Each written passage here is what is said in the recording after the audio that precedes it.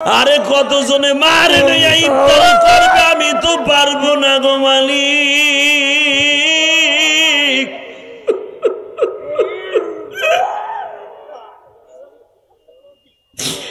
কতজনে মাকে নিয়ে ইফতারি করে, মারে নিয়ে ইফতারি করবে, মাকে নিয়ে সেহরি খাবে, আমি ইলিয়াসুর রহমান জিহাদি তো পারবো না গো মালিক।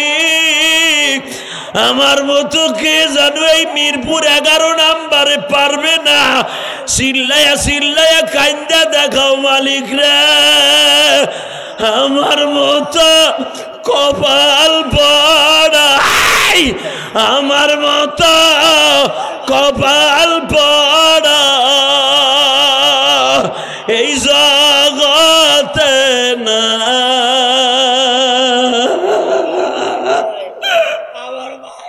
দেখো কেমনে বলে আমার মা কয়,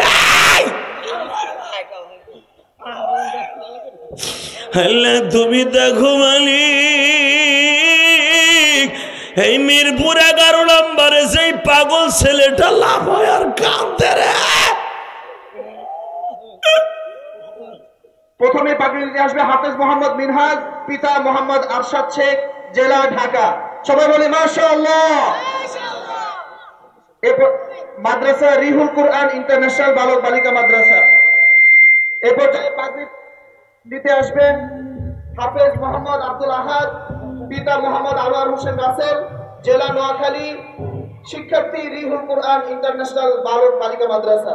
সবাই বলি মাশাআল্লাহ। এ পর্যায়ে আসবেন হাফেজ মোহাম্মদ মুবাশশির আল মুস্তাহিদ, পিতা মোহাম্মদ মুক্তার হোসেন প্রধান, জেলা চাঁদপুর, শিক্ষার্থী রিহুল কুরআন ইন্টারন্যাশনাল বালক বালিকা মাদ্রাসা। সবাই আরো একবার বলি মাশাআল্লাহ। এরপরে আসবেন হাফেজ মোহাম্মদ জাহিদ খান, পিতা মোহাম্মদ বেলায়েত খান, জেলা কুমিল্লা, শিক্ষার্থী রিহুল কুরআন ইন্টারন্যাশনাল বালক বালিকা মাদ্রাসা। সবাই আরো একবার বলি মাশাআল্লাহ। একই সাথে পাগড়ি প্রদানে সাথে আছেন রিহুল কুরআন ইন্টারন্যাশনাল মাদ্রাসার সম্মানিত প্রিন্সিপাল মহোদয় এবং অন্যান্য শিক্ষকবৃন্দ। এ পর্যায়ে আসবে হাফেজ মোহাম্মদ আকিব, পিতা মোহাম্মদ ইব্রাহিম খলিল, জেলা মুন্সিগঞ্জ। সবাই বলি মাশাআল্লাহ। তারপরে আসবে হাফেজ শেখ তাহমিদ ইবনে রফিক, পিতা রফিকুল ইসলাম, জেলা কিশোরগঞ্জ। এবং সর্বশেষ আসবেন হাফেজ মোহাম্মদ সামিউল বিন তৌফিক, পিতা মোহাম্মদ তৌফিকুল ইসলাম খান, জেলা ফরিদপুর। সকলেই রিহুল কুরআন ইন্টারন্যাশনাল বালক বালিকা মাদ্রাসার মেধাবী ছাত্র। সবাই বলি মাশাআল্লাহ।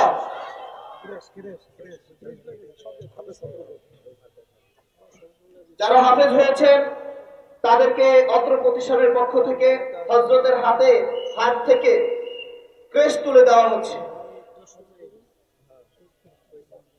আমরা দোয়া করব আল্লাহ তাআলা যেন এই হাফেজ সাহেবদেরকে তাদের বাবা মা সহ কিয়ামতের দিন আল্লাহ তাআলা যে পুরস্কার দিবেন সেই পুরস্কারও যেন অর্জন করার তৌফিক দান করেন। সবাই বলি আল্লাহুম্মা আমিন। আসসালামু আলাইকুম ওয়া রাহমাতুল্লাহি তাআলা ওয়া বারাকাতুহু।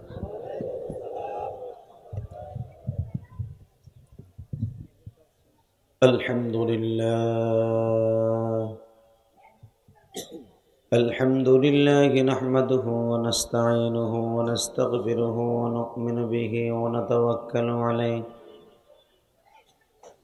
ওয়া নাউযু বিল্লাহি মিন শুরুরি আনফুসিনা ওয়া মিন সাইয়্যাতি আ'মালিনা। من يهده الله فلا مضل له ومن يضلله فلا هادي له. الذي أرسل رسوله بالهدى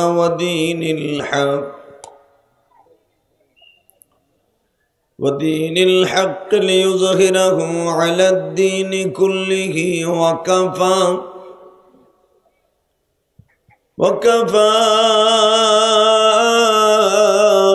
بالله شهيدا.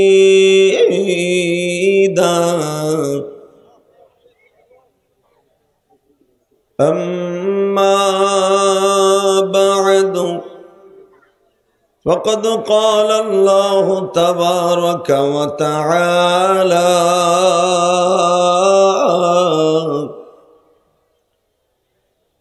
فأعوذ بالله من الشيطان الرجيم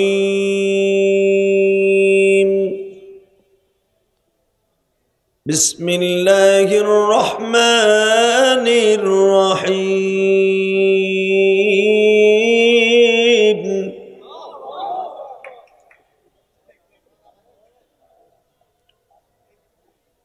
وأما من خاف مقام ربه ونهى النفس عن الهوى فإن الجنة هي المأوى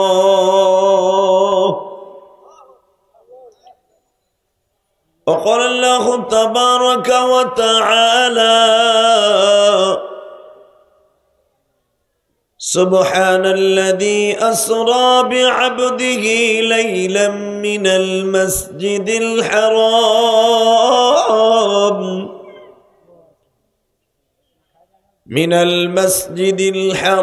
إلى المسجد الأقصى الذي باركنا حوله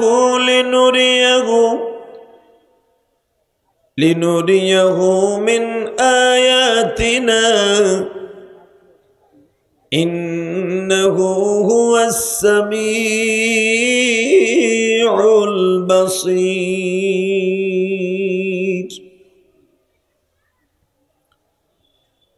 إن الله وملائكته يصلون على النبي يا أيها الذين آمنوا صلوا عليه وسلموا تسليما اللهم صل على محمد وعلى آل محمد كما صليت على إبراهيم وعلى آل إبراهيم إنك حميد مجيد সকলে বলে আলহামদুলিল্লাহ। এই বিছনাটা টান করে দেন আর চেয়ারগুলো ছেড়ে দিয়ে নিচে বসেন, খুব ভালো লাগবে। যারা যুবক আছেন চেয়ারগুলো উঠাই ফেলেন, বিছনাটা সোজা করে দেন। এই বিছনা সোজা করো, বিছনা সোজা করো। আল্লাহু আকবার জোরে বলেন তো। এই বিছনা সোজা করো, স্যান্ডেলের উপর দিয়েই করো। একসাথে বলেন সর্বময় ক্ষমতার মালিক কে? এখানে আসার তৌফিক কে দিছেন? যাইবার তৌফিক কে দিবেন? ওই আল্লাহর প্রশংসা বলেন তো দেখে আলহামদুলিল্লাহ। খুব দ্রুত দ্রুত। আর এই ভাগে একটু জিকির করে লা ইলাহা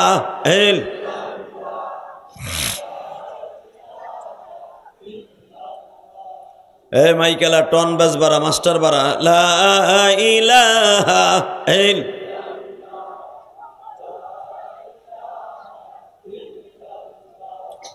লা ইলাহা ইল্লাল্লাহ লা ইলাহা ইল্লাল্লাহ লা ইলাহা জোরে লা ইলাহা। এই বিশ্ব টান করো খুব দ্রুত দ্রুত। লা ইলাহা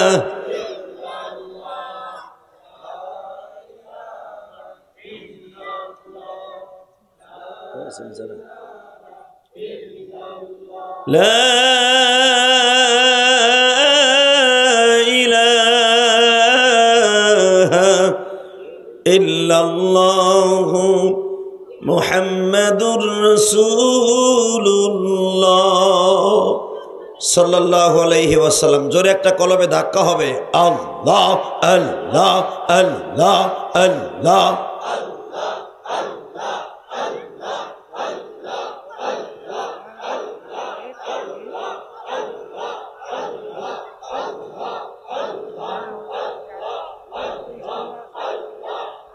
হয় না জোরে আল্লাহ আল্লাহ। এটার আওয়াজ বাড়া, এটা আওয়াজ দে রিবাব বাড়া। আল্লাহ আল্লাহ আল্লাহ আল্লাহ আল্লাহ আল্লাহ। মেয়ে ছেলেরা ভিতরে যাও। আল্লাহ আল্লাহ আল্লাহ আল্লাহ আল্লাহ আল্লাহ। ইকো আপ করো। আল্লাহ আল্লাহ আল্লাহ আল্লাহ আল্লাহ। হয় না জোরে।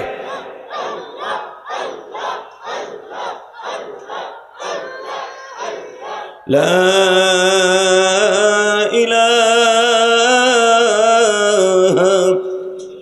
ইল্লাল্লাহু মুহাম্মাদুর রাসূলুল্লাহ।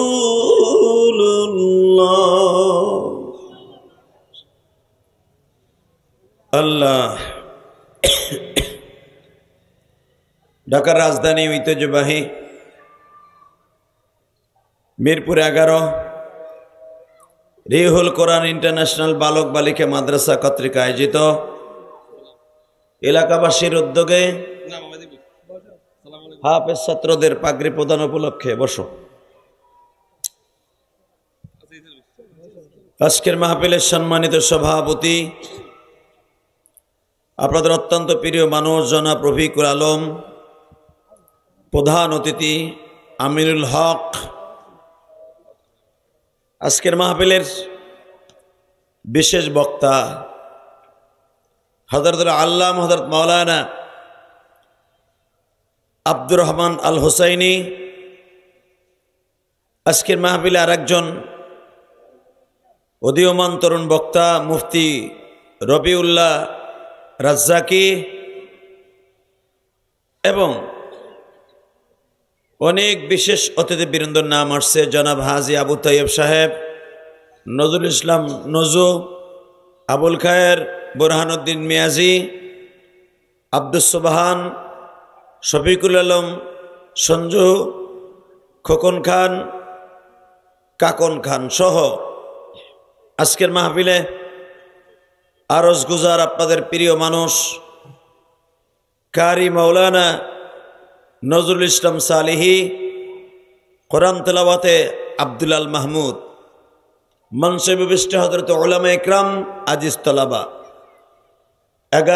আজকে 21শে জানুয়ারি 2025 আজকের মাহফিল সফল হয়েছে। আল্লাহ পাক আসার বসার তৌফিক দান করেছেন, এতে আপনি খুশি না বেজার? জোরে রিভাব বাড়াও, রিভাব, ভেস বাড়াও, টন বাড়াও, ইকো আপ থাকবে, একসাথে বলতে হবে। এই মাহফিল পেয়ে আপনারা খুশি না বেজার? সবাই খুশি? সবাই বলেন তো আলহামদুলিল্লাহ, বলেন তো আল্লাহু আকবার। যতদিন বাঁচবো কার গুণগান গাইব? এতে যদি জীবন চলে যায় রাজি আছেন না নাই? কে কে রাজি আছেন দেখে আল্লাহকে হাত উঁচু করে দেখান তো।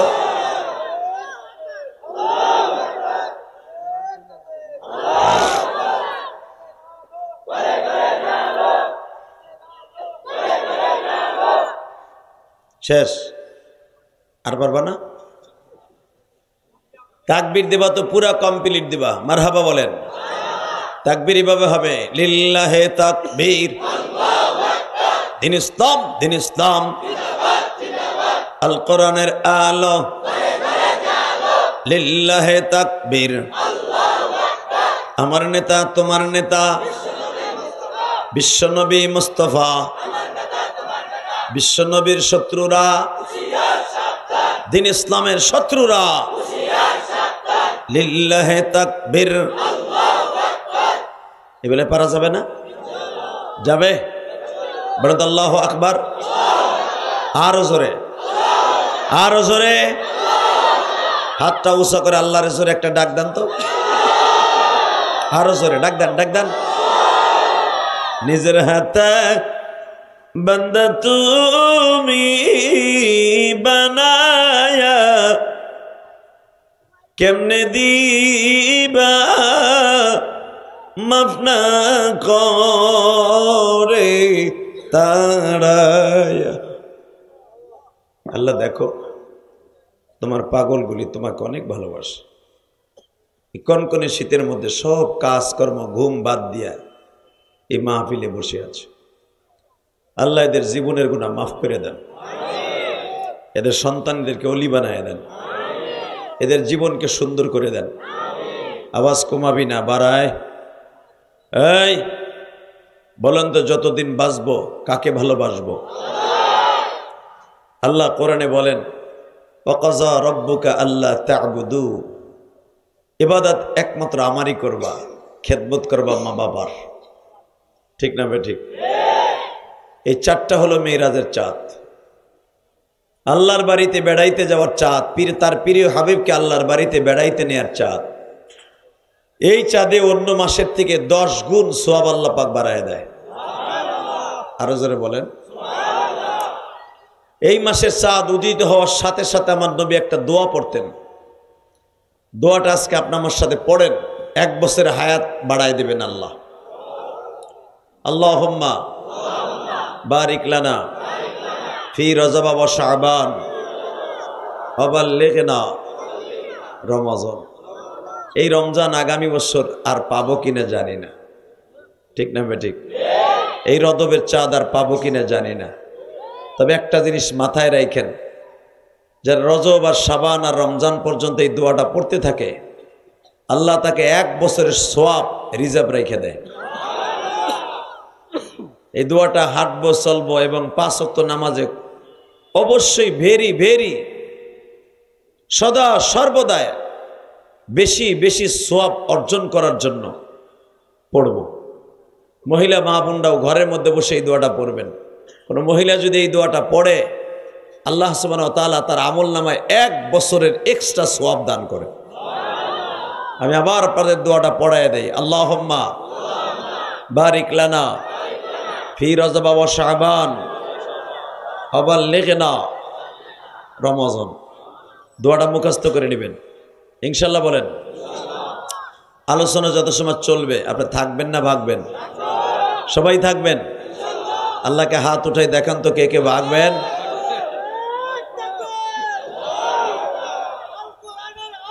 নে হইছে হইছে তো আমি কইছি কে কে ভাগবে আর হে তাকবীর দিতেছে।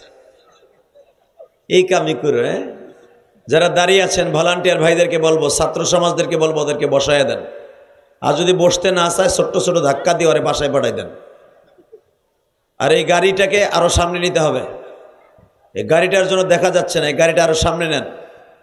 আল্লাহ কবুল করেন। জোরে কানা আমিন। আরো জোরে বড় আমিন। বলেন তো বাবা, এই দুনিয়া কি চিরদিন থাকতে পারবো? ইয়াকুব আলাইহিস সালামের নাম শুনছেন না? ইয়াকুব আলাইহিস সালাম আল্লাহকে বলেছিলেন, আল্লাহ আমার মরণটা কবে হবে তুমি একটু কয়ে দাও। আল্লাহ আমার মৃত্যুটা কবে হবে যদি আগের থেকে বলে দিতা, অন্তত 1 বছর আগে বললে 1টা বছর তোমার একটু পরাণ ভরে ডাকতে পারতাম। আমার আল্লাহ বলেন, আমি যদি তোমার মৃত্যুর খবর আগে বলে দেই, আমি যদি আগে বলে দেই, আমি আল্লাহ যে ওয়াদা করেছিলাম মৃত্যুর খবর আমি আল্লাহ ছাড়া কোনো ফেরেশতাও জানে না, আর আমি মৃত্যুর আগ পর্যন্ত কাউরে জানাবো না, বুঝতেও দেব না যে তোমার মৃত্যু হয়ে যাবে। তুমি ইয়াকুবের কারণে আমার এই নিয়মটা ভঙ্গন করতে চাই না। আল্লাহু আকবার বলেন তো। তবে আমি তোমার মৃত্যুর কিছু সিমটম আলামত বর্ণনা করবে, এতে বুঝবা যে তোমার মৃত্যু সন্নিকটে খুব তাড়াতাড়ি। ইয়াকুব আলাইহিস সালাম বলতেছেন, আল্লাহ বলেন তো সেই আলামতগুলা কি? 1 নাম্বার আমার দিকে তাকান। আল্লাহ আল্লাহ, এখন দিলটা নরম করবেন। কত মানুষ মরে যাইতেছে, কথা ঠিক না ঠিক? বড় ভাইয়ের আগে ছোট ভাই মারা যাচ্ছে, ছোট ভাইয়ের বউর মারা যাইতেছে, বড় ভাইয়ের বউ বাইসা রয়েছে, ঠিক না? প্যারালাইজড হইয়া ঘরের মধ্যে 3, 4, 5, 10 বছর লাত্তি উষ্টা খাইয়া পায়খানা প্রস্রাব খাইয়া লোকটা এখনো বেঁচে আছে, আল্লাহ তাকে নেন না। আবার দেখা গেছে হঠাৎ করে একটা বাচ্চা জন্ম দিতে মারা গেছে, আসলে নাই? তার থেকে 20 বছরের ছোট মারা গেছে। বাজান এবার আমার ভালোর দিকে আল্লাহর দিকে তাকান আর নজরটা মদিনার দিকে দেন। আল্লাহর পয়গম্বর ইয়াকুব বলেন, মালিক রে, তুমি যদি আমার একটু জানায় দিতা মালিক,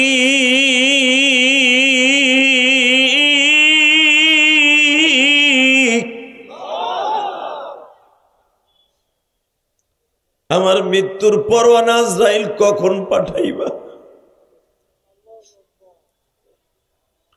আল্লাহ বলেন, ইয়াকুব রে, আমি দুনিয়ার নিয়ম ভঙ্গন করতে চাই না।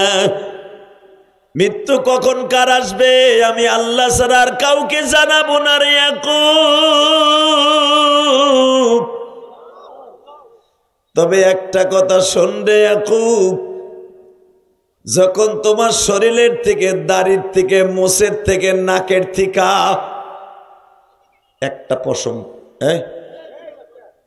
এই বাচ্চাগুলো পড়ায়, এই নিচে নাম, এই তোরা ট্যাবলেট নিচে নাম বেটা, চেয়ার সরা, মারহাবা বলেন। ডিস্টার্ব করা যাবে না, শরীর ভালো না, নিচে বসো বাবা। তোর মোবাইল বন্ধ কর, কালকে ইউটিউব এমনি পাবি, চুপ করে বহ। ডিজিটাল পোলাপান মোবাইল সব কিছু বুঝে, করা জিনিস এটি, মারহাবা বলেন। আমি মনে করছি ছাত্ররা বুঝে, যাও খাওয়া মাদ্রাসার ছাত্ররা বুঝে কিছু বুঝে না, ধীরা যে আরো বেশি বুঝে। অনেকে কয় মাদ্রাসায় বেশি লেখাপড়া ভালো হয় না, দামরার করে দামরা। দেখলি না ইংলিশে বেড়া কি সুন্দর বক্তব্য দিল। যদি কোন আমরা তো বুঝি রে ইংলিশ মিংলিশ কি কইটো, যারা বুঝে ওই গোবর গুলারে বুঝাই দাও যে মাদ্রাসায় খালি আরবি আর যাও খাওয়া লেখাপড়া শিখায় না, পাশ্চাত্যের যেটা সারা পৃথিবীতে ইন্টারন্যাশনাল ভাষা ইংরেজি, এটাও পড়ায়। কথা কন না কেন? এখন মাদ্রাসারে মাইনাস করার সম্ভাবনা নাই। মাদ্রাসা এখন ইংরেজি, বাংলা, ইংলিশ, ভৌগোলিক সব আছে। মাদ্রাসাকে মাইনাস করতে গেলে তোরই মাইনাস করে দেব। এই আওয়াজ এটা কি বন্ধ করে দিস? তা কইটার আওয়াজ কই? আগে দেখলাম বাড়লো, আবার কি হইলো?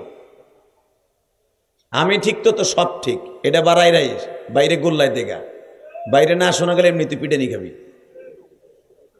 আল্লাহু আকবার বলেন। হ্যাঁ ঠিক আছে, সর হাত সরা। আল্লাহ আল্লাহ জোরে কোন আল্লাহু আকবার। রেডি আছেন তো? আগে শুনতাম শিক্ষামন্ত্রী আসছিলেন ওই যে টাক্কাটা, আর মাথার মধ্যে হেলিপোটা ছিল, রাশেদ খান মেনন নাকি নুরুল ইসলাম নাহিদ, নাহিদ আসছিল না সোড্ডায়, ওই সোড্ডায় খালি কইতো মাদ্রাসা জিএমবি রাখরা। কথা কন না কেন? আরো জোরে কন। সোড্ডা হুন কই বলাইস, সবই বলাইস, কিন্তু মনে রাখতে হবে মাদ্রাসা যদি এদের একটা ছেলে মেয়ে লেখাপড়া করাইতো, এরা বুঝতো মাদ্রাসা কি হয়। মাদ্রাসার বারান্দাতে পড়াই নাই। এবং নুরুল ইসলাম নাহিদের মাইয়ারে বিয়া দিছিল ওই যে বেজরমা চত্বরের। কথা কন না কেন? ওই চত্বরের কি জানি বড় লিডার ছিল, ওর নাম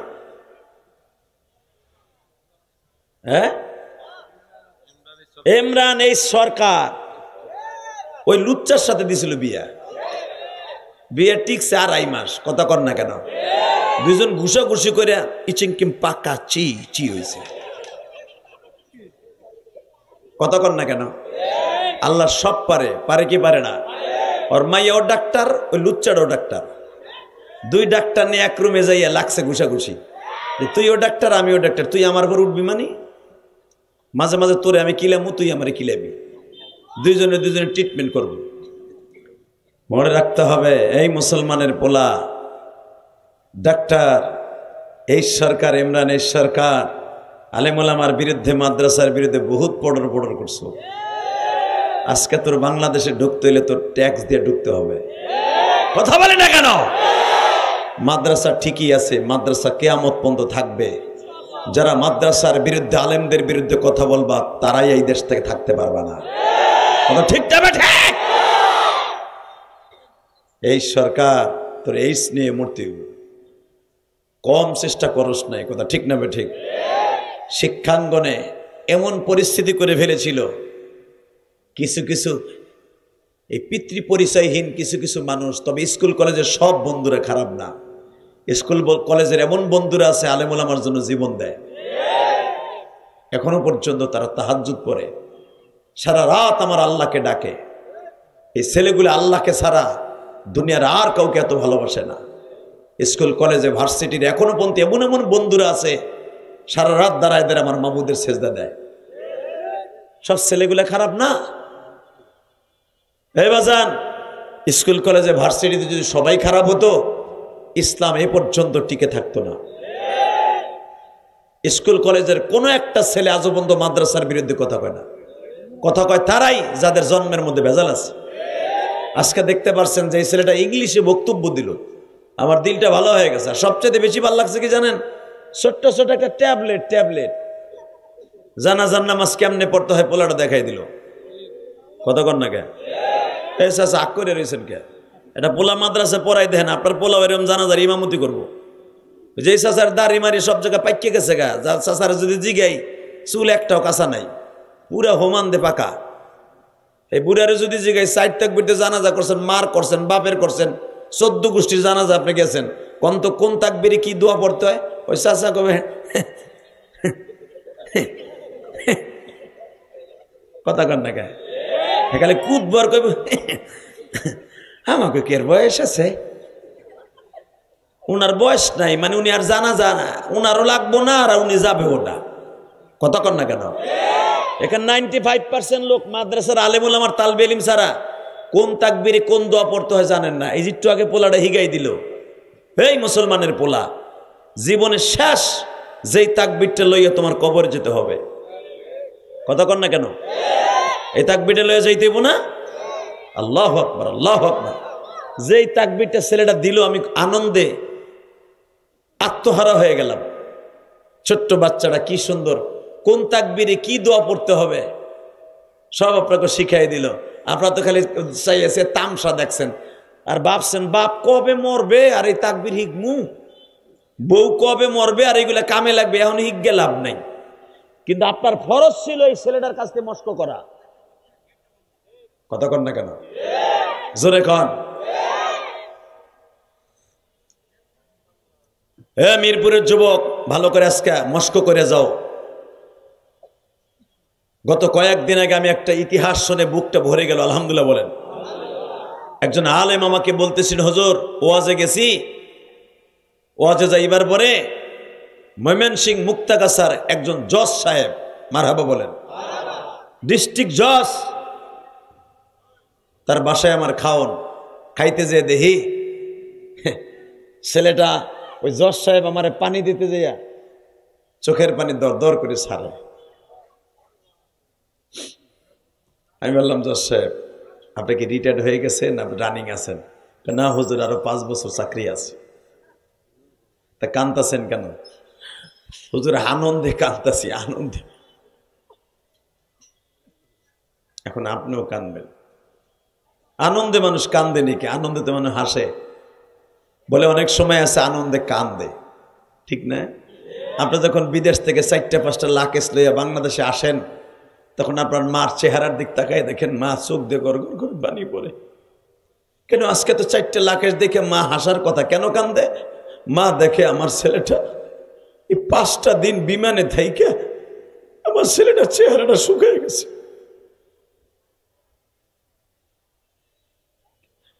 বাজান রে, এবার দিলটা নরম করে আমার মাওলার একটু দেখাইয়া দেও না। ওই জজ সাহেব কান্দে আর বলে, হুজুর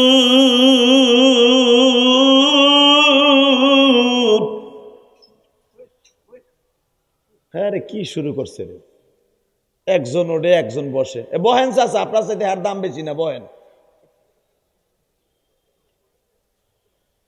মারহাবা বলেন। শুরু হয়েছে টানাটানি, না জানি বিয়ের অনুষ্ঠানে বুঝছে। হারা কি আশ্চর্য! মারহাবা বলেন। কলিজার ভাইরা এই যে শুনেন, বইয়ে পড়েন, আজকে ভালো হয়ে যাবে কপালটা। বহেন, মিরাজের সাথ এইভাবে জানা যায় খারাইছেন হাত বাইন্দা, কিরম দেখা যায়? এটা মগা মানুষের মতো খারাই রয়েছে মিয়া। যখন বোর কাছে বইলে এসো যে 150 টাকা ভাড়া দেয়, একটু ওয়াশ শুনে আহি। যে আদি সাহেব আগে বাইতে যদি ক্ষতি পড়াইতো মেলা দিন তার ওয়াশ শুনি না, একটু শুনে আহি। বউরে ফাঁকি দিয়ে আপনি খাড়ায় খাড়ায় যাবেন, গাড়িটা তৈতে পারে না। কথা ঠিক না বেঠিক? যারা দাঁড়ায় আছে গাড়ির কাছে, গাড়িটা সরাইতে বলছিলাম আমি, গাড়িটা আরো সামনে নিতে বলছিলাম আপনাদেরকে। যারা দাঁড়ায় আছেন বসে পড়েন, আল্লাহ যেন আপনাদের সবাইকে মাফ করে দেয়। জোর না আমিন, আরো জোর না আমিন। দাদা ভাই আপনারা একটু সামনে আসেন তো, এই যে মাঝখানে খালি জায়গা দেখা যায়, আসেন সামনে আইন। আল্লাহ কবুল করেন। আল্লাহ যারা আলেমের কথা শুনবে তার সন্তানকে আলেম বানাবেন। যারা আলেমদেরকে ভালোবাসে, আলেমদের কথা শুনে তাদের সন্তান আলেম হয়। আর আলেমের সাথে যারা বেয়াদবি করে, ওর সন্তান জীবনে নামাজও পড়ে না। কথা কন না কেন মিয়া? এটা জীবনে বহুত দেখছি মিয়া। যেই মহিলা আলেম ওলামাকে পাক করে খাওয়ায় তার সন্তান আলেম হয়। বহেন, আর আওয়াজ করা যাবে না, এদিক তাকান তো। ওই জজ সাহেবকে জিজ্ঞেস করা হলো, হুজুর স্যার আপনি কান্তাছেন কেন, কেন কান্তাছেন? বলে হুজুর আজ থেকে 2.5 বছর আগে। কত বছর? আমার বাপটা মারা গেছে। আমরা 5টা ভাই। এবারে এদিকে এনবো, উঠবা না, ওহে নিব, উঠবা তো যেত সময় তামসা শুরু করছে। আলহামদুলিল্লাহ বলেন, লা হাওলা ওয়ালা কুওয়াতা ইল্লা বিল্লাহ। জিজ্ঞেস করছে 2.5 বছর আগে কি হয়েছে? আমার বাপটা মারা গেছে। তারপরে বাপটা মরে যাওয়ার পরে হুজুর আমরা 5টা ভাই, একজন কলেজের প্রফেসর, একজন আমেরিকায় সিটিজেন, মারহাবা বলেন, আমি ডিস্ট্রিক্ট জজ, আমার 3টা বোন, 3টা বোন গ্র্যাজুয়েশন কমপ্লিট করা, সবাই মাস্টার্স পাস। আমার বাবাও ছিলেন একজন এলাকার চেয়ারম্যান। হুজুর আমার আব্বা ইন্তেকালের পরে ইমাম সাহেব যখন বড় মসজিদের, ময়মনসিংহের বড় মসজিদের ইমাম সাহেব যখন বললেন আপনাদের আত্মীয়দের মধ্যে কেউ জানাজা করার মতো আছে কিনা, জানাজা করাইতে পারবেন? হুজুর আমরা 5টা ভাই, আমার আমেরিকার ভাইও চলে আসছে, 2 দিন লাশ জমিনে রাখছিলাম। 2 দিন পরে আমার বাবার জানাজা হইল। হুজুর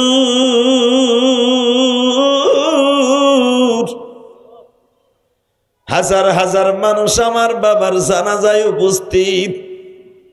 কিন্তু সবচাইতে পরিতাপের বিষয়, দুঃখের বিষয়, দুনিয়ার এত লেখাপড়া হুজুর আমরা কমপ্লিট করলাম,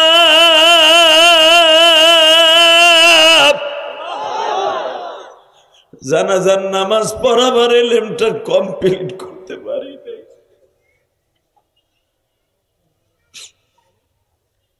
হুজুর আমি সেখান থেকে শপথ করছি আমি আমার সন্তানের জানাজা লইয়া দুনিয়ায় যাব। হুজুর আজকে যে ছেলেটারে আপনি পাগড়ি দিবেন, আমার ছেলেটার নাম আবু তাহের স্যার। হুজুর এই আবু তাহের আমার ছেলেটারে আপনি পাগড়ি দিবেন।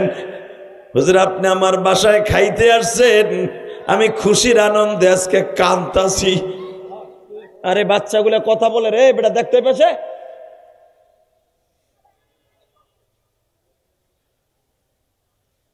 হে কলিজার ভাই তুমি আমার দিকে তাকাও আর সুখের বাণী দিয়ে আমার মাওলারে বুঝায়া কও, মালিক রে জীবনে কিছু করিবা না করি একটা ছেলেরে আলেম বানাবো। রাজি আছেন না নাই? ইনশাল্লাহ বলেন তো, আল্লাহু আকবার জোরে বলেন তো। ভার্সিটিতে পড়ার পরেও হাফেজ হওয়া যায়, ভার্সিটিতে পড়েও আলেম হওয়া যায়। আলেম হওয়ার জন্য যে দাওরা পড়তে হবে তা না। দাওয়াত ও তাবলীগে যাইয়া 3 চিল্লা দিয়া মাদ্রাসায়, হাঁটা চলার মাদ্রাসায় যাইয়াও সে আলেম হতে পারে। কথা কন না কেন? কিন্তু মনে রাখতে হবে দাওয়াত ও তাবলীগের নামে আবার ক্যাডারগিরি করন যাইব না। টুঙ্গির ইস্তেমায় যে কোবানো এটা বাদ দিতেই। কথা বলে না কেন? যদি টুঙ্গির ইস্তেমায় যে কোবাবো, আলমগো মারবো, এই নিয়ত করে তাবলীগে যাও, তোর কপালে জুতার বাড়ি।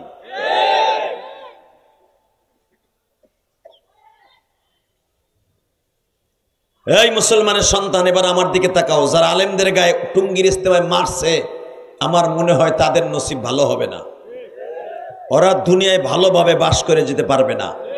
আল্লাহর জমিনে ওদের বিচার হবে হবে হবে হবে ইনশাল্লাহ হবে। কথা ঠিক না বে ঠিক?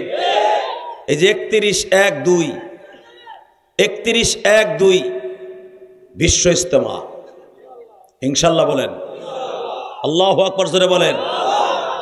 গতকালকে যেখানে দিনাজপুর ওয়াজে গেছি শুনতেছি ওরা মাইক ভাড়া করে বলতেছে কেউ যাবেন না ইজতেমায়।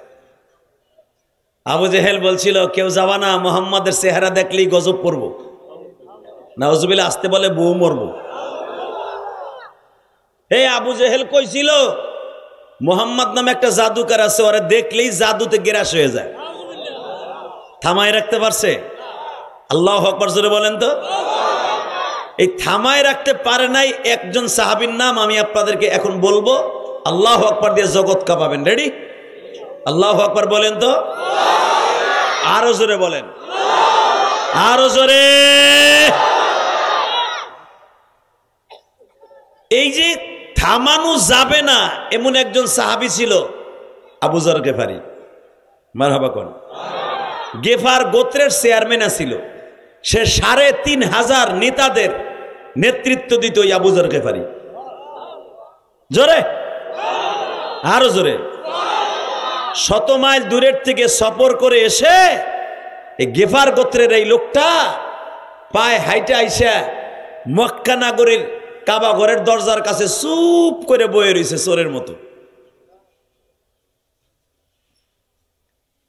আমার নবীর সাথে কথা যে বলবে তারাও মক্কা থেকে বাইর করে দেবে এমন একটা পজিশন। কথা কর না কেন? এই যে কয়েকদিন আগে গেছে দেখেন নাই, যদি হুনতো যে আওয়ামী লীগের লোক এই ঘরে ঢুকছে ওই ঘরের আলারও কোবাইছে। আবার যখন আওয়ামী লীগ ক্ষমতায় ছিল বিএমপি যেখানে আছে ঘরের তার টাইনা বাইর করে পাড়াইয়া পিছনের রাস্তা দিয়ে নারী বাইর কর। কথা কর না কেন? এর নাম পচা রাজনীতি। এটা ১ নাম্বার রাজনীতি না। রাজনীতি বলে আমার ভাই অন্যায় মানুষই করতে পারে, আমি তাকে মাফ করে দেব, এটার নাম হলো রাজনীতি। রাজনীতি করতে যদি প্রতিশোধ নিতেন পৃথিবীতে সর্বশ্রেষ্ঠ প্রতিশোধ নিতে পারতেন আমার নবী। কথা কন না কেন? আমার নবীর জীবনে প্রতিশোধ নেয়নি। আপনারা জানেন বিশ্ব নবীর জীবনে একটা ঘটনা ঘটে গেছে। নবী যখন মক্কা দখল করলেন, আল্লাহু আকবার বলেন তো। মক্কা দখল করার সময় নবী 2টা অপশন দিলেন। কোন ঘরে যদি আতর ঘর থাকে, কারো বাচ্চা জন্ম নিছে এই ঘর থাকে, ওই ঘরে যদি কেউ আক্রমণ করছে আমি নবী শুনি, ওর কল্লা আমি নবী শিরচ্ছেদ করার কথা বলবো। 2 নাম্বার, কোন ইহুদি নাসারা যদি আবু সুফিয়ানের বাড়িতে দখল করে, আবু সুফিয়ানের বাড়িতে আশ্রয় নেয়, তারেও কেউ আক্রমণ করবে না। জুলুম এরকম হয় যে আমিরুল হক সাহেবের বাড়িতে যদি কেউ বিএমপির আওয়ামী লীগের লোকের আশ্রয় নেয়, তার গায়ে কেউ হাত দিবে না। সে এলাকার নেতা, গণ্যমান্য মানুষ। কথা বলে না কেন?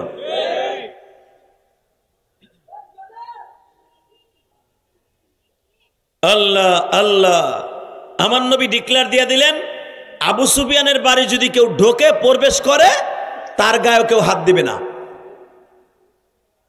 তা আবু সুফিয়ানের বাড়ি জীবন বাঁচাবার জন্য শত শত মানুষ আশ্রয় নিছে। সুবহানাল্লাহ বাইতে যে কইেন, আরো জোরে কোন। হঠাৎ করে আমার নবী বললেন এই আবু সুফিয়ানের বাড়িতে যাইয়াও যদি কিছু কিছু 8 জন মানুষকে আমি টার্গেট করে দিলাম, এই 8 জন মানুষের মধ্যে যদি একজনও যদি আবু সুফিয়ানের বাড়িতে যায় এদেরকে হত্যা করবা। আও মুআল্লিকিনা বিআস্তারিল কাবা, কাবার গেলাবো যদি ওর শরীরে পেছানো থাকে তাও ওরে মাইরে ফেলবা। 8 জনের কথা নবী বলে দিলেন, এদেরকে মাইরে ফেলবা, কোনো কথা নাই, ও কল্লা উড়াই দিবা। কারণ ওরা এত পরিমাণ ইসলামের ক্ষতি করছে, আল্লাহর ক্ষতি করছে, আমি নবীর ক্ষতি করছে, ওদের কল্লা যেখানে পাবা সেখানে উড়াবা। নবী 8 জনের নাম দাগায় দিলেন একবারে। হযরত ওমর এইভাবে হাতের মধ্যে নিয়া গড়তাছে গড়তাছে আর দেখতাছে কই আছে এই লোকগুলা, কই আছে কই আছে। হঠাৎ করে দেহে ছোট্ট বাচ্চা একটা কোলে নিয়া আল্লাহু আকবার আল্লাহু আকবার আর বৌরে লইয়া পালায়ন করতেছে। যার নাম আছে লিস্টিতে, যে ওরে যেখানে পাবে সেখানে উক্তুলুহুম ওয়াজাতুমুহুম, যেখানে পাবো ওইখানেই মারবা। মুআল্লিকিনা বিআস্তারিল কাবা, কাবার গেলাবো যদি পেছায় থাকে তাও মেরে ফেলবা। দেখে ওই বদমাইশি পোলাডারে কোলে ঘাড়ে করে নিয়ে বউ পিছনে লইয়া যাইতেছে গা। হযরত ওমর ওরে থাবা দিয়ে ধরছে। আল্লাহু আকবার বলেন। বিশ্বনবীর কাছে লই আইছে। নবী আমার বললেন, আগামীকালকে সব বেঈমানদের সামনে ওর কল্লাকে উড়াই দিবা। বাজান এবার আমার দিকে তাকাবেন আর চোখের পানি ছেড়ে দেবেন। রাজনীতি কারে কয়? নবী আমার অর্ডার দিলেন, কল্লা উড়াই দিবা।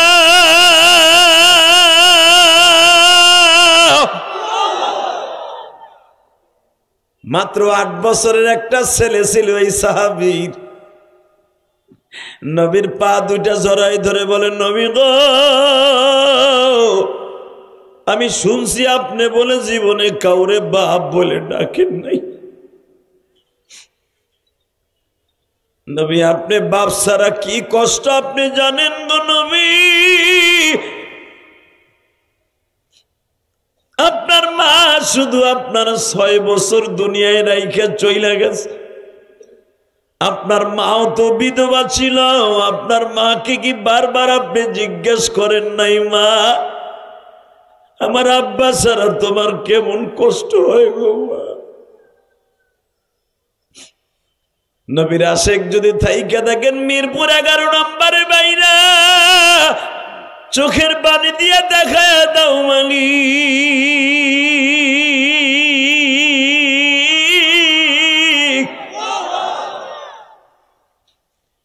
তোমার নবীরে আর তোমার জীবনের চাইতে বেশি ভালোবাসি।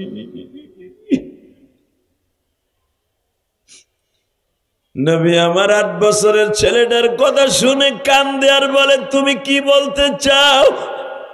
নবী, আমি আমার বাবার বুকের মধ্যে পা না দিয়া মাথা না দিয়া রাত্রে ঘুমাই না। আমার আব্বারে আপনি মাফ করে দেন।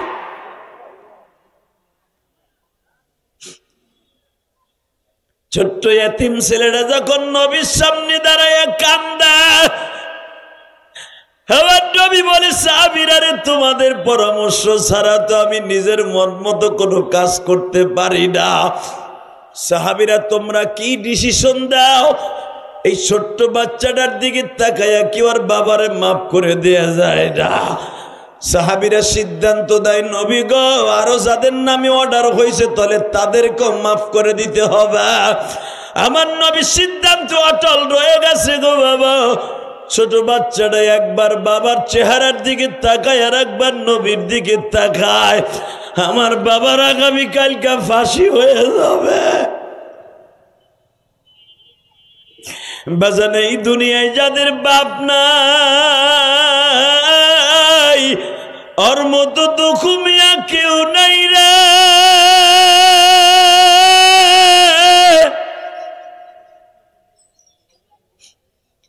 যাদের মা নাই, ওর মতো দুঃখ মিয়া কেউ নাই। ঠিক না বে ঠিক?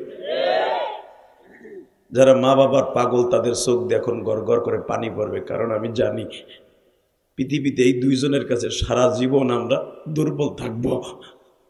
কারণ এই শীতের রজনীতে এখানে এমন লোক আছে, কারো বাড়ি রংপুর, দিনাজপুর, মাদারীপুর, কুড়িগ্রাম, চাঁদপুর, ফরিদপুর, শরিয়তপুর, অনেক জায়গায় অনেকের বাড়ি আছে, কুমিল্লা, লাকসাম। কিন্তু মনে রাখতে হবে দাদা ভাই, ওই বাঁশবাগানের নিচে জনম দুঃখিনী মা শুয়ে আছে, কেমন আছে জানি না। তবে যদি আপনার চোখের পানি মায়ের জন্য টার্গেট করে ফেলানো হয়, সাথে সাথে মায়ের কবর আযাব মাফ হয়ে যাবে। তাকান এদিকে। ছোট্ট বাচ্চাটা চিল্লে আর বলে, নবী গো, আমার আব্বারে ফাঁসি দিয়ে না, আমার আব্বারে ফাঁসি দিয়ে। হঠাৎ করে আমার আল্লাহর ওহী নাযিল হয়ে গেল। জোরে জোরে জোরে জোরে জোরে জোরে জোরে, ও নবী, আপনি কি আমার চাইতেও করা? আপনি কি ভুলে গেছেন আপনার নামের সাথে একটা লকব আছে? ওয়ামা আরসালনাকা ইল্লা রাহমাতাল লিল আলামিন।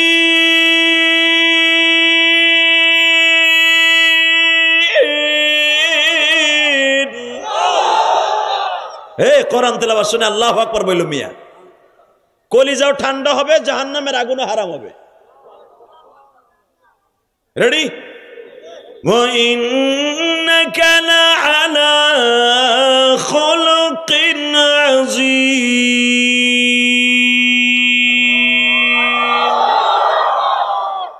এটার আওয়াজ বাড়া। এই এবার আওয়াজ দিয়ে দেখায় দিবা সারা দুনিয়া একদিকে থাকবে, আমার নবী আর একদিকে থাকবে। ঠিক না বে ঠিক? বাংলার জমিনে শেখ মুজিবুরের গালি দিলে আওয়ামী লীগেরা কি পরিমাণ অত্যাচার করেছে। বর্তমানের জিয়াউর রহমানের গালি দিলে বিএনপি এলার লাঠি সোটা নিয়ে ঘর বাড়িতে আক্রমণ করবে। জামাত ইসলামের মওদুদির গালি দিলে যদি জামাত ইসলামের শরীরে আগুন লাগে, সরমনার মুরিদদের শরীরে আগুন লাগে, তার পিসাবরে গালি দিলে, শশিনার পিসাবরে গালি দিলে শরীরে আগুন লাগে, আশিকে রাসূলদের সামনে তার নবীরে গালি দিলে তাদের শরীরে আগুন লাগে। যদি আমার নবীকে টার্গেট করে কেউ কথা বলে, আলেমুল আমাকে টার্গেট করে কথা বলে, নাইবে নবীদেরকে কেউ গালি দেয়, আর জাগায় কল্লা উড়াই দিব। রাজি আছো না নাই? কে কে রাজি আছো? আল্লাহকে দুই হাত তুলে দেখায় দাও।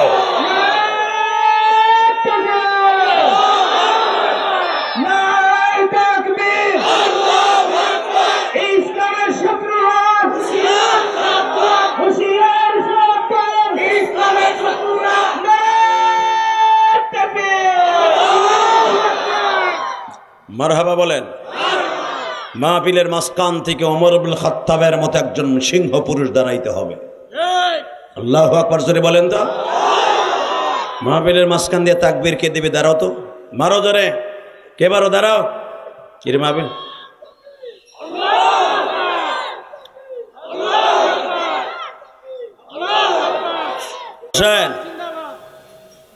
আল্লাহ কবুল করেন, জোরে কানা আমিন। যারা দাঁড়িয়ে আছেন, আমি বসে পড়ার জন্য উদারত আহ্বান জানিয়েছি।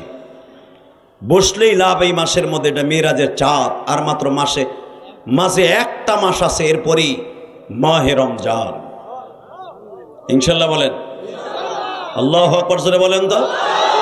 আল্লাহু আকবার আরো জোরে বলতে হবে। মুসলমানের সন্তান, দীপ্তকণ্ঠ আওয়াজ দিয়ে দেখায় দেন, জীবন যাক আর থাক, আমার নবীকে কেউ অপমান করে কথা বললে ওর সাথে আমার কোনো আপোষ থাকবে না।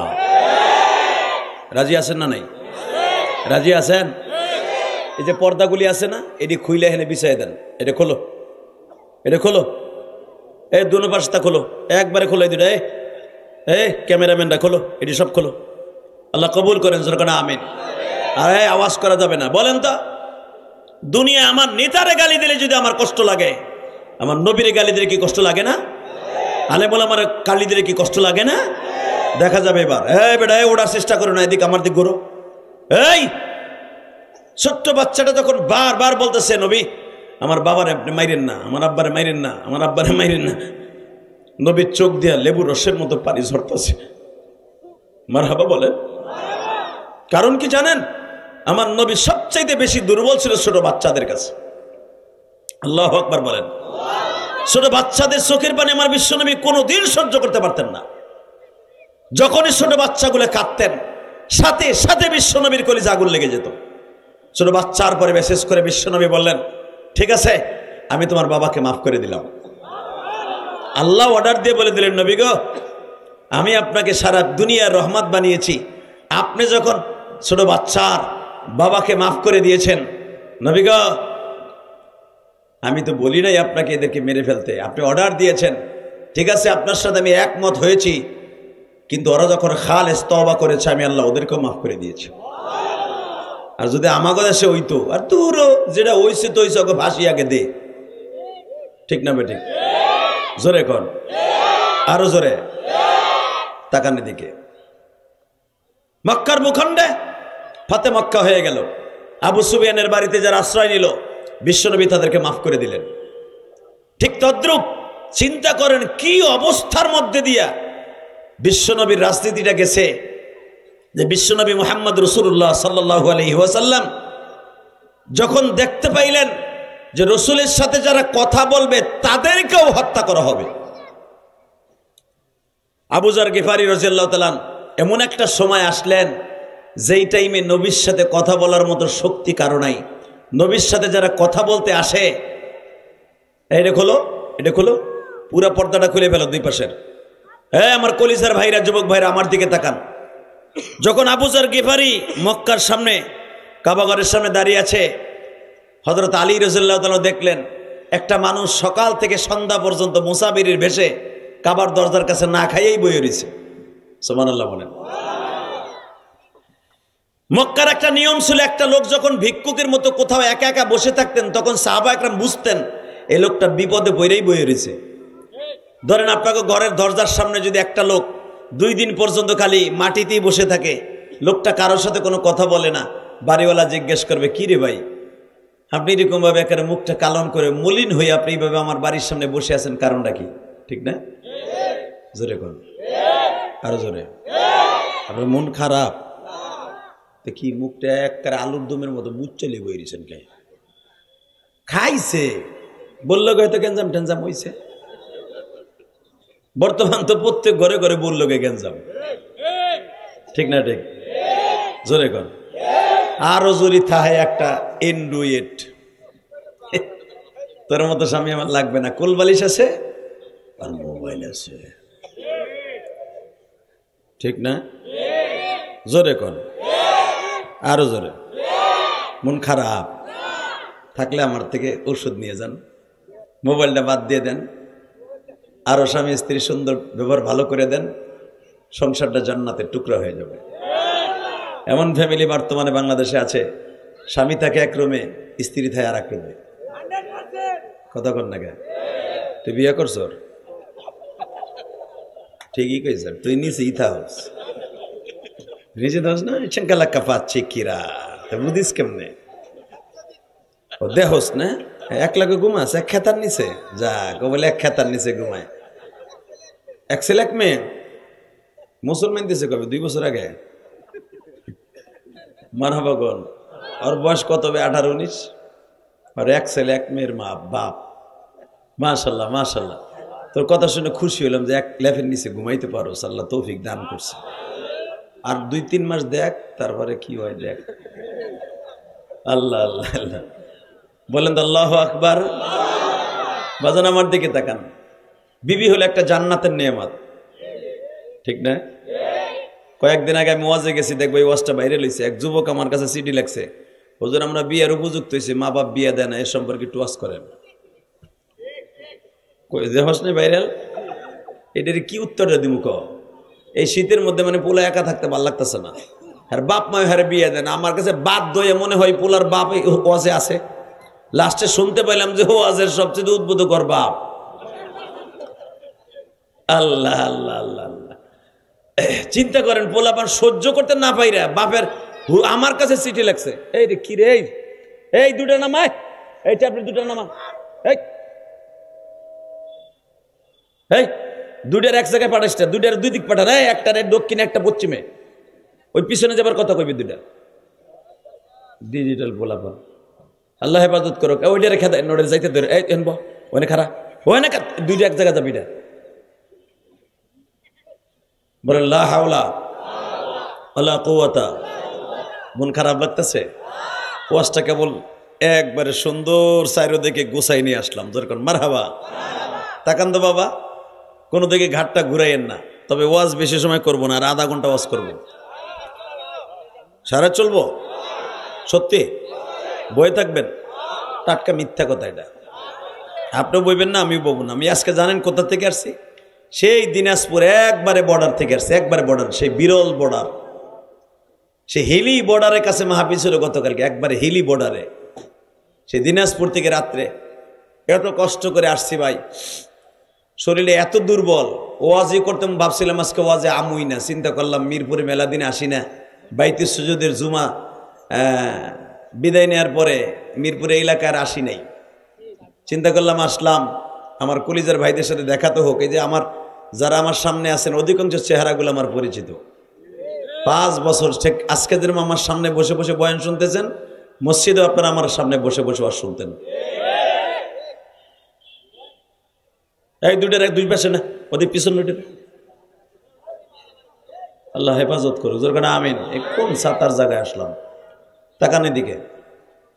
আল্লাহ বলেন তো লিল্লাহে তাকবীর। আল্লাহ, তো আপনাদের ভালোবাসায় আর থাকতে পারি নাই। আপনি খুশি হন নাই? আমি আপনাকে দেখে খুশি হয়েছি, কিন্তু এখানে বসে হয়েছে চাষার মতো আর আগ করে বাগুন বেচার মতো বয়ে থাকেন না। যা হয়েছে হয়েছে, রাত্রে হয়েছে, আবার আজকে যে রাত্রে হইব, কিন্তু এনে বসে মুখ কালো করে থাম যাবো না, ইনশাল্লাহ বলেন। রেডি আছেন তো? এই আমার নবীর পেটে ক্ষুধা থাকতো, কিন্তু নবী মুখের মধ্যে হাসি থাকতো। নবীরে দেখলে কেউ বুঝতে পারতো না যে এই লোটে 7 দিন না খায় রয়েছে। হযরত আলী রাদিয়াল্লাহু তাআলার ফ্যামিলি এমন অভাবে ছিল, 7 দিন কোনো খাবার থাকতো না, পানিও থাকতো না। খাবে যে খাবারের পানিও নাই। তারপরে হযরত আলী যখন রাস্তা বের হতেন, মানুষ বলতে যেন না পারে যে দোজাহানের বাদশার জামির বাসায় খাবার নাই। এই ছিল তাদের ফ্যামিলির কোয়ালিটি। জোর কর মারহাবা। আল্লাহ আল্লাহ। তো তাকানে দিকে আমার বিশ্বনবী সাহাবীদেরকে বললেন, তোমরা দেখো তো মুখটা কালো করে কাবা ঘরের সামনে কে কে বসে আছে। মনে করবো এই লোকটা মক্কায় বিপদে পড়ে বসে আছে, অথবা সে মুসলমান হওয়ার জন্য, অথবা মুসলমান হয়েছে কেউ বুঝতে পারে নাই যে সে মুসলমান হয়েছে। হয়তো আলী রাদিয়াল্লাহু তাআলা সন্ধ্যার সময় যে জিজ্ঞেস করে, ভাই আপনি এখানে দেখতেছি সন্ধ্যা থেকে, সে সকাল থেকে নিয়ে সন্ধ্যা পর্যন্ত কাবা ঘরের দরজার সামনে বসে আছেন, আসলে বলেন তো আপনার চানটা কি? আবু যর গিফারী রাদিয়াল্লাহু তাআলা আনহু বলেন, আপনার নাম কি? আলী বললেন, ইশারায় বুঝে নেবেন, আমি হলাম মুহাম্মদ রাসূলুল্লাহ সাল্লাল্লাহু আলাইহি ওয়াসাল্লামের আপন চাচতো ভাই। আবু যর গিফারী জিজ্ঞেস করে, আপনি যদি মুহাম্মাদের চাচতো ভাই হন? মুখ দিয়ে বলতে সাহস পায় নাই, হাত দিয়ে লিখে দিছে, আমি মুহাম্মদ সাল্লাল্লাহু আলাইহি ওয়াসাল্লামের চাচতো ভাই।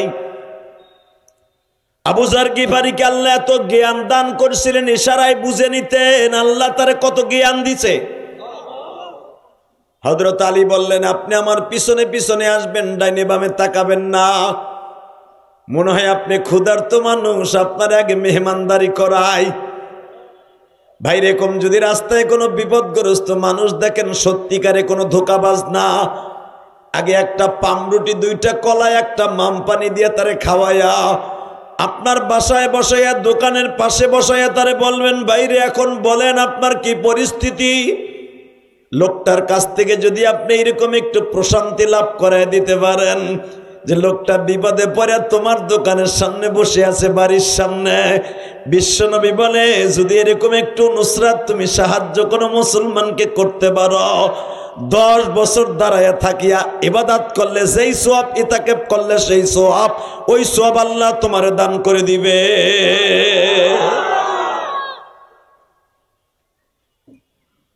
আবু যর গিফারীর আলী বললেন, আপনি আমার পিছনে পিছনে আসবেন। যদি আপনি আমার পিছনে পিছনে আসেন, এটা জানতে পারলে কাফেররা আপনারে মারবে। আমি একটু দূরে দূরে হাঁটবো, আপনি আমার পিছনে পিছনে হাঁটবেন। বুঝিয়ালেন কত কঠিন ছিল নবীর রাজনীতি, দোয়া, ইসলামের দাওয়াত দেয়া। বাবা হযরত আলীর সামনে সামনে হাঁটা, আবু যর গিফারী পিছনে পিছনে যায় গো বাবা। যাইতে যাইতে বাসায় চলে গেলেন। আলী একটা কথাও জিজ্ঞেস করলেন না, আপনি কেন আসছেন? মেহমানদারি করায় বললেন, ঠিক আছে আপনার গন্তব্য জায়গায় আপনি চলিয়ে যান। আবু যর গিফারী আবার বাজান মক্কার দরজার সামনে বসে আছে। এবার দিলটা নরম করে আমার দিকে তাকাও। ইসলাম এত সহজ নয় গো বাবা। এই কোরআনের বাতি যে জ্বলছে কিয়ামত পর্যন্ত জ্বলবে। পৃথিবীর এমন কোন নাস্তিক নাই এই কোরআনের বাতিকে নিভাই দিতে পারে। লিউতফিউ নূরাল্লাহি বিআফওয়াহিহিম, এই বাতি কে জ্বালাইছে? আল্লাহ।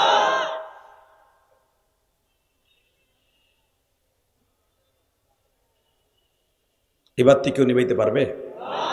জোরে কোন, আরো জোরে। হযরত আলী বললেন, যান আপনি চলে যান। কোনো কিছু জিজ্ঞেস করলেন আপনি আসছিলেন কেন? আবার আবু যর গিফারী পরের দিন সকাল থেকে নিয়ে ওইভাবে বসে আছে। আলী তাকে টার্গেট করছে, লোকটা দেখি কালকে থাকে কিনা। দেখ আজকেও ঠিক একই জায়গায় কাবা হাতিমকে পিছনের দিকে দিয়া কাবার দরজার পাশে লোকটা আজকেও বয়ে রয়েছে। সুবহানাল্লাহ। বোর কাছে যে কইয়া আরো জোরে কোন। আলী বললেন, আপনি মনে হয় আজকেও কিছু খান নাই না, খাউন কিনতে পারেন নাই, পয়সা পয়সা নাই। আবু যর গিফারী কিচ্ছু বলে না, শুধু বলেন, না কিছু খাই নাই, জমজম খাইছি আর 2টা খুরমা খাইছি। হাজিরা তওয়াফের সময় আমার 2টা খুরমা দিয়েছিল, ওইটা খাইছি আর জমজমের পানি খাইছি। হয়তো আলী বললেন, আসেন আমার সাথে আসেন। বাসায় নিয়ে পেট ভর্তি খাওয়াইছে, খাওয়াই বলে ঠিক আছে যান গা। এইবার আবু যর গিফারি জিজ্ঞেস করে, দিলটা এখন নরম, আমার দিকে তাকান, আচ্ছা আমি আপনার বাড়ি 2 দিন মেহমান হলাম, আমি চোর না ডাকাত না আমি বদমাশ না গুপ্ত চোর না মুসলমানের শত্রু না বন্ধু, আপনি আলী মোহাম্মদের আপন স্বাস্থ্য ভাই হওয়ার পরও একবারও জিজ্ঞেস করলেন না যে আমি আসছিলাম কেন, আপনি আমারে আনেন কেন? এবার আওয়াজ দিয়েন। আলী বলেন, মুসলমান এইটা বলা নিষেধ আছে। জোরে জোরে জোরে জোরে, আরো জোরে, এটা বলা নিষেধ আছে। আচ্ছা আপনি যখন জোর করে বলতেই চান যে কেন জিজ্ঞেস করলাম না, তো ঠিক আছে আপনি যখন বলছেন এখন বলি, বলেন আপনি আসছেন কেন? এই 2 দিন আপনি বয়ে রয়েছেন না খাইয়া, কারণটা কি, উদ্দেশ্যটা কি? আপনি কি মক্কায় গোয়েন্দা হিসাবে আসছেন? আবু যর গিফারি কে আপনি জানেন? এখন কানবেন। এই আবু যর গিফারি যখন ফাতেমার লাশ রাত 10টার পরে দাফন করা হবে, কাফন কাপানো রেডি হয়ে গেছে, ঠিক আবু যর গিফারি কবরের কাছে যে ডাকছিল আর বলছিল, কবর রে, তোর ভিতরে এমন একটা মহিলাকে রাখা হবে যেই মহিলা হাসান হোসাইনের মা। হ্যাঁ কবর, তোর মধ্যে এমন একটা মহিলাকে রাখা হবে যেই মহিলা হলো নবী যাকে টার্গেট করে বলেছেন, আল ফাতেমা তো বোজাতুম মিন্নি, ফাতেমা আমার গায়ের গোশতের একটা টুকরা। এমন একটা মহিলা ফাতেমা, যেই ফাতেমা আল ফাতেমা তো সাইয়্যিদাতু নিসাই আহলিল জান্নাহ, সমস্ত মহিলাদের জান্নাতের সর্দারিনী, তাকে কবরের মধ্যে রাখা হবে। এই আবু যরের প্রশ্নের উত্তরে কবর বলেছিলেন, এই রে সাতার পোলা পান রে, এই আপনি দাঁড়ায় রয়েছেন, দেখেন না আপনার সামনে কথা কয়।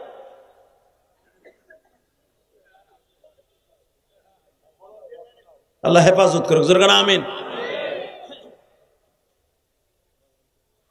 আল্লাহ বলেন লা হাওলা ওয়ালা কুওয়াতা। এই সেই আবু যর গিফারি, যে আবু যর বলছিল এই যে চাদর দিয়ে বিছানো যে ফাতেমার কবরটা, কবর রে, তোর ভিতরে আসতেছে দোজাহানের বাদশা নবী মুহাম্মদের মাইয়া। কবর উত্তর দিয়েছিলেন, আমি ফাতেমারে চিনি না, নবীর মেয়েকে চিনি না, আমি হাসান হোসেন জান্নাতের সভাপতির মাকে চিনি না, আমি শেরে খোদা আলীর বিবিরে চিনি না, আমি চিনি একমাত্র ওই ব্যক্তিকে যে নেক আমল লয়ে কবরে আসবে, সেই আবু যর গিফারি। বাজার এত বড় দামি সাহাবী, এত বড় একটা গোত্রের চেয়ারম্যান। হযরত আলী বললেন, তাহলে বলেন আপনি আসছিলেন কেন? বলে, আচ্ছা তুমি না আমার প্রথম পরিচয় দিয়ে বলছিলাম মোহাম্মদ তোমার আপন চাচতো ভাই, লোকটা কই আছে বলবা? আল্লাহু আকবার বললেন না? হযরত আলী বলেন, আপনি তারে দেখতে যাবেন মানে কি, তারে হত্যা করবেন এই নিয়ত করে? যদি এই নিয়ত থেকে থাকে আপনার আমি এখনই 2 টুকরা করে ফেলবো। আবু যর গিফারি বললেন, এত রাস্তা অতিক্রম করে 1 সপ্তাহ পায়ে হেঁটে এসে আমি তারে হত্যা করতে আসছি না, যা বলার আমি তার সামনাসামনি বলবো, যদি তুমি আমাকে একটু তার কাছে পৌঁছে দাও। জোরে জোরে জোরে জোরে। বুখারী তার আবু যর গিফারি যখন এই কথা বলেন, আমি শুধু তার জীবনে 2 নয় না, একবার দেখবো, একবার শুধু দেখবো, একবার দেখবো। কারণ সারা দুনিয়া আবু জেহেল লোক লাগাই দিয়েছে, এমনকি আমাকে গিফার গোত্র বাজার পর্যন্ত চলে গেছে খবর, মক্কায় এমন একটা লোকের আবির্ভাব হয়েছে যারে দেখলে মানুষ পাগল হয়ে যায়, যারে দেখলে বাপ বেটার মধ্যে গ্যাঞ্জাম শুরু হয়ে যায়, যারা দেখলে স্বামী স্ত্রীর মধ্যে আর মিল মোহাব্বত থাকে না, যারা দেখতে গেলে মানুষ পাগল হয়ে যায়, ওই লোকটারে না দেখে আমি মরতে রাজি না। আসলে আপনাকে কষ্ট হয়ে গেছে, আমার ওয়াজ 1 ঘন্টার উপরে হয়ে গেছে, চলে গেলে আজকে ভালো হইব।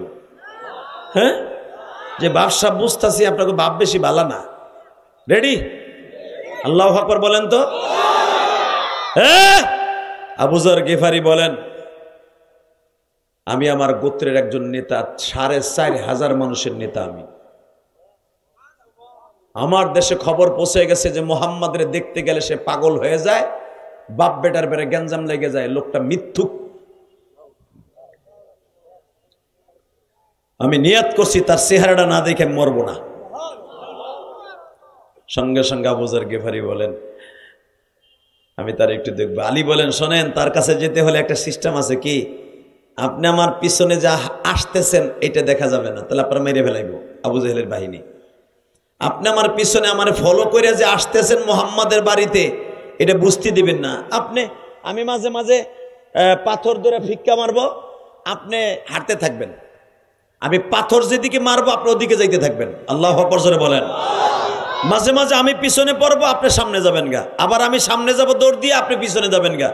এইভাবে রাস্তা অতিক্রম করব, কেউ যেন বুঝতে না পারে আপনি আমার সফর সঙ্গী।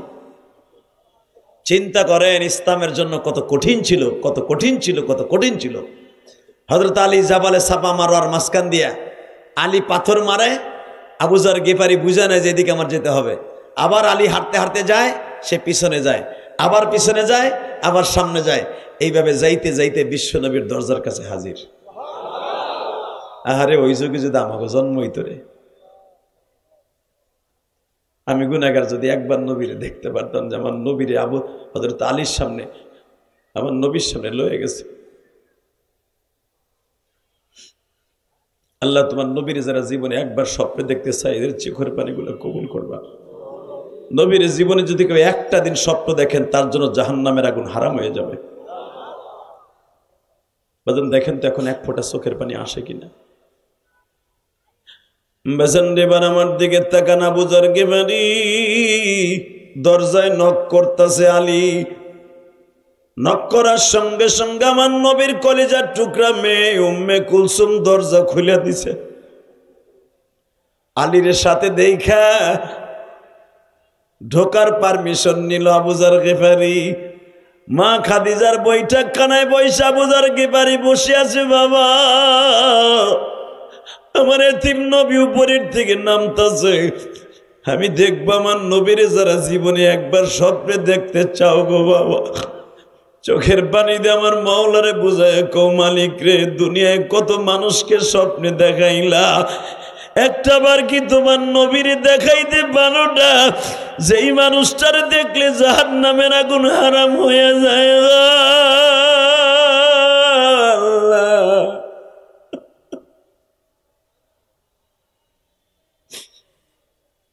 আমার মিরপুর 11 নম্বরের যুবক ভাইরা, ও কালসির বাইরা 12 নম্বর, 13 নম্বর, 14 নম্বরের বাইরা, 10 নম্বরের বাইরা, 11 নম্বর মিরপুরের বাইরা, আজকে 21 জানুয়ারি 2025 সালে আমার মাওলারে দেখায়া দাও। 2025 সালের 21 জানুয়ারি তুমি আমার আল্লাহরে বুঝায়া কও মালিক, এই ময়দানের মধ্যে আবু যর গিফারির মতো যদি আমি একটা সুযোগ পাইতাম গো নবী,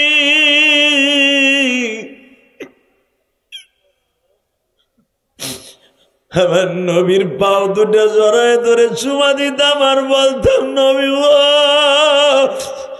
আবু জেহেল কাফের হইয়া আপনারে দেখে আমরা কেন দেখতে পারি না?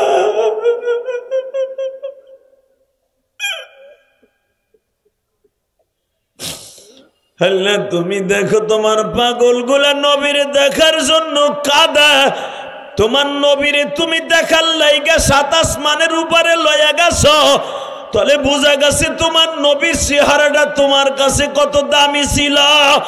দুনিয়া সব নবী তোমারে দেখার লাইগা পাগল ছিল, আর তোমার নবীরে তুমি দেখার লাইগা পাগল ছিলা। এই জন্য এই মাসের 27 তারিখ তোমার বন্ধুরে তোমার বাড়িতে মেহরাজে লয়া গেছ। 21 জানুয়ারি তুমি এখন চোখের পানি ছেড়ে দিয়া কান্দা। আমার আল্লাহ যদি নবীরে দেখার পাগল থাকে গো বাবা, পাগল হওয়ার কারণে আল্লাহর বাড়িতে এই মাসের 27 তারিখ বেড়াইতে লয়া গেছে, তাহলে বুঝিয়ে এলো আমার নবীর চেহারা দেখলেই জান্নাত ওয়াজিব গো বাবা। দুনিয়ায় যারা এতিম আছো তারা কান্দো আর বুঝায় কও মালিক রে, আমার নবীও এতিম আমিও এতিম।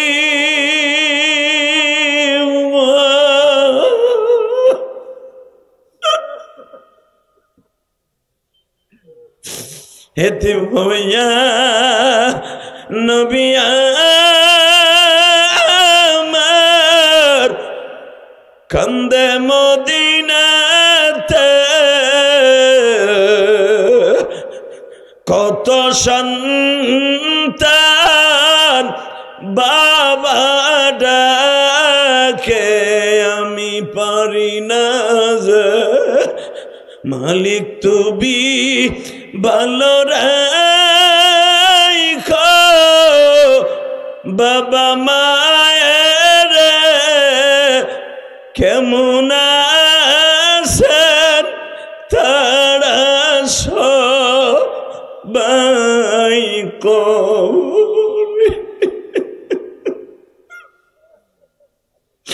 আল্লাহ দেখো আমার পাগল ভাইরা কে যেন মার জন্য কান্দে, কে যেন বাবার কথা মনে করে কান্দে। মালিক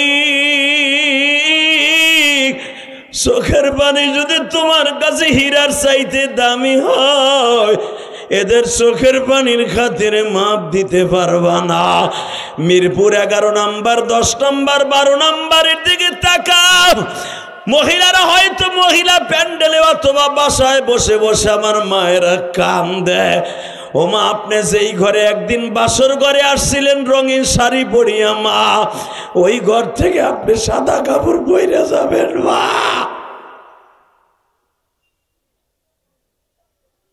আল্লাহ আল্লাহ দেখো কারা কান্দে। আল্লাহ এদের জীবনে গুনাহ মাফ করে দাও না আল্লাহ। আল্লাহ এদের বাবা মারে মাফ করে দাও আল্লাহ। যুবক এখন চিল্লাবি আর কানবে যদি নবীরে দেখতে চাস। আমার নবীরে দেখার লাগে আল্লাহ এত পাগল ছিল। এই 27শে রজব আল্লাহর বাড়িতে তাকে নিয়ে মাইকের ভিতরে আওয়াজ বাড়াবে, দীপ্ত কণ্ঠে আওয়াজ দাও। যেই নবীরে দেখার জন্য আল্লাহ নিজে 7 আসমানের উপরে লয়ে যায়, আমার ওই নবীরে যদি বাংলার জমিনে কেউ গালি দেয় ওর জায়গায় পুঁতে ফেলবো। রাজি আসো না নাই? কে কে রাজি আসো? আল্লাহ কিন্তু হাত তুলে দেখায় দাও।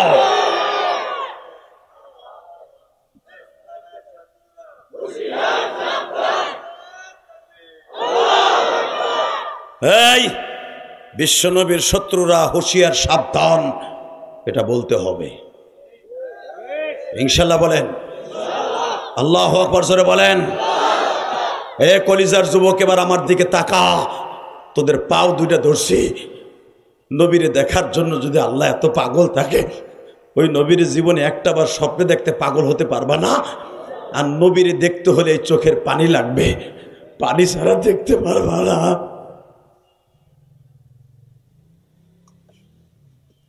আবু যর গিফারি তাকানে দেখে বৈঠক কানে বসে আছে। কষ্ট হইতেছে? 5 মিনিট। আবু যর গিফারি চাতক পাখির মতো আমার নবীর দিক তাকায় আছে, যে উপরের থেকে নবী নামতাছে দোতলার থেকে। চা কমায় দে। হঠাৎ করে আবু যর গিফারির চেহারা আর নবীর চেহারার সাথে মিল হয়ে গেছে। জোরে জোরে জোরে জোরে জোরে। নবীর চোখ আর আবু যর গিফারির চোখ এক হয়ে গেছে। আবু যর গিফারি এক নজরে আমার নবীর দিক তাকায় আছে। কলিজার ভাই, জোরে জোরে জোরে জোরে।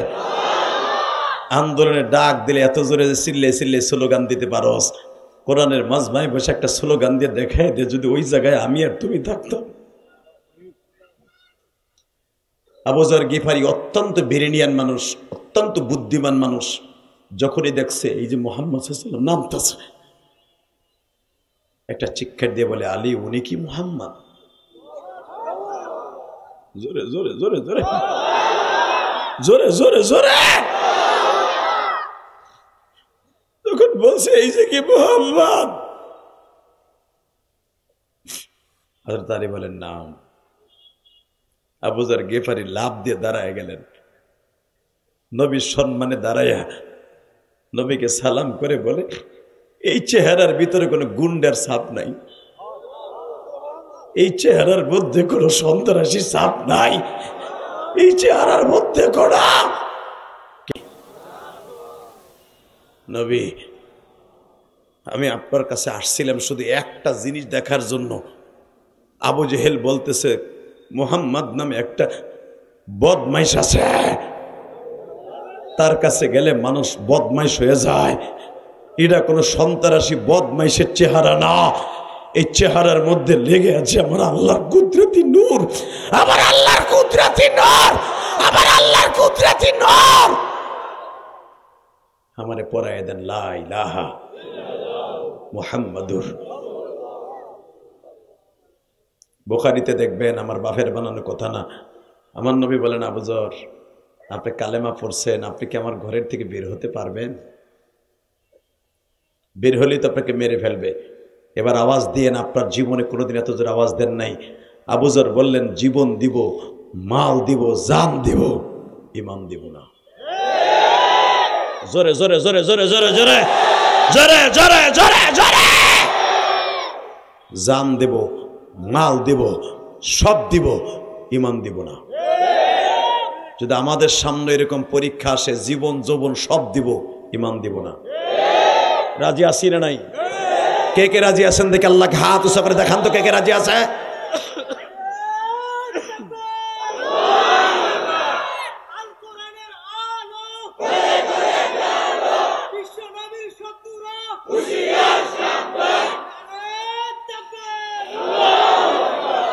নামান হাত, শুধু আমার দিকে তাকাবেন, একটা লোক ঘাড় ঘুরাবেন না, বলেন তো আল্লাহু আকবার। আবু যর গিফারি বললেন, ইয়া রাসূলুল্লাহ, আমি তো কালেমা পড়লাম, আমার গোত্রের লোকেরা আমার বিশ্বাস করবে না যে আমি কালেমা পড়ছি, এবং আমি যখন তাদেরকে দাওয়াত দিব আমার কাছে একটা আলামত লাগবে, যে আলামত দেখে তারা বুঝবে যে মুসলমানের কারামতি আছে, মুসলমানের নবী সত্য এটা আছে, এমন একটা কারামতি আমারে দিয়ে দেন, মুজিজা দিয়ে দেন, আমি যেন তাকে দেখায় কালেমার দাওয়াত দিতে পারি। যদি আমার গোত্রের লোকেরা জায়গায় মাতবার চেয়ারম্যান, তুমি মুসলমান হল লেগে আমাকে দাওয়াত দিতেছো, তুমি দাওয়াত তাবলীগের কাজ করতেছো, নবী মুহাম্মদ তোমারে কি দিছি দাও। নবী আমার বললেন, যা। আমার নবী একটা দোয়া করে দিলেন, আবু যর গিফারির এই হাতের মধ্যে আমার আল্লাহ এমন একটা মুজিজা নূর দিয়ে দিলেন যে এইটা টর্চ লাইটের মতো জ্বলতো। আল্লাহ সুবহানাহু ওয়া তাআলা আস্তে কয় তাকে বাড়িঘর চিনো, আল্লাহ ওই বেড়ার জন্য বাইতে যাইতে না পারে। রেডি? এবার আরো জোর হবে, রেডি? আবু যর গিফারির হাতের মধ্যে বুখারীতে আসছে, নবী আমার দোয়া করে একটু চুমা দিয়ে দিলেন, লালা লাগাই দিলেন, এখান থেকে এই টর্চ লাইটের চাইতে 5 ব্যাটারি লাইটের মতো জ্বলতো। এটা যদি আমাদের দেশের কোনো পিসাব করে দিত, ওরে বাবা রে বাবা, আরে আমার বাবা ভালো, বাবা দেখতে কি সুন্দর, বাবারে দেখলে আমার গায়ে আসে জ্বর, বাবারে। ঠিক না বেঠিক? জোরে কোন? ওরে বাপ রে, নিজের বাপরে বাপ কয় না, পীর রে বাপ কয়। তোর মার কাছে কবে গেছিল এই হালায়? কথা কন না কেন? কোন পীর রে বাপ কয়া জায়েজ নাই বেটা। নিজের আব্বারে একবার আব্বা কয়ে ডাক দিবি, জান্নাতের ভিতরে একটা দরজা খোলা পাবি। আর পীর রে 1 কোটি বার বাপ কইয়া 1 কোটি বার বাপ কইয়া এক পালাই দে, আর তোর নিজের জন্মদাতা বাপরে একবার বাপ কয়ে ডাক দে, শূন্যস্থান পুরো হবে না। কথা কন না কে? তোর শাশুড়িরে 1000 কোটি বার মা ক, আর তোর নিজের গর্ভধারিণীর মারে একবার মা ক, শূন্যস্থান পুরো হবে না। শাশুড়ির মা কইতে কইতে বাবা গালের মধ্যে ফ্যান জমে যায়, সাবানের ফ্যান জমে মগার ফো মগা। আর মারে যদি 10টা প্যারাসিটামল 1 পাতা কিনে দিতে, তুমি জানো না ব্যবসা ভালো না, দেখো না বিএমপিএলরা পিটাইতেছে, চান্দা লইতেছে, দেখো না জামাত ইসলামরা পিটাই আমাগো, দেখো না হুজুরে খালি বাস দিতেছে আমাগো, দেখো না আমাগো দল এখন ক্ষমতায় নাই। আগে আমরা চান্দা খাইছি জনমের খাওয়া, এখন খাইতে পারি না। তোমরা খাইছো, আর একবার তো খাইবই। কথা কন না কে? জোরে কন, আরো জোরে। কষ্ট হইতেছে? 5 মিনিট। হ হ হ, তাহলে এবার আওয়াজ দাও। দুনিয়া সব একদিকে থাকবে, বিশ্বনবীর আদর্শ ইসলাম একদিকে থাকবে। রাজি আছো না? রাজি আছো তো?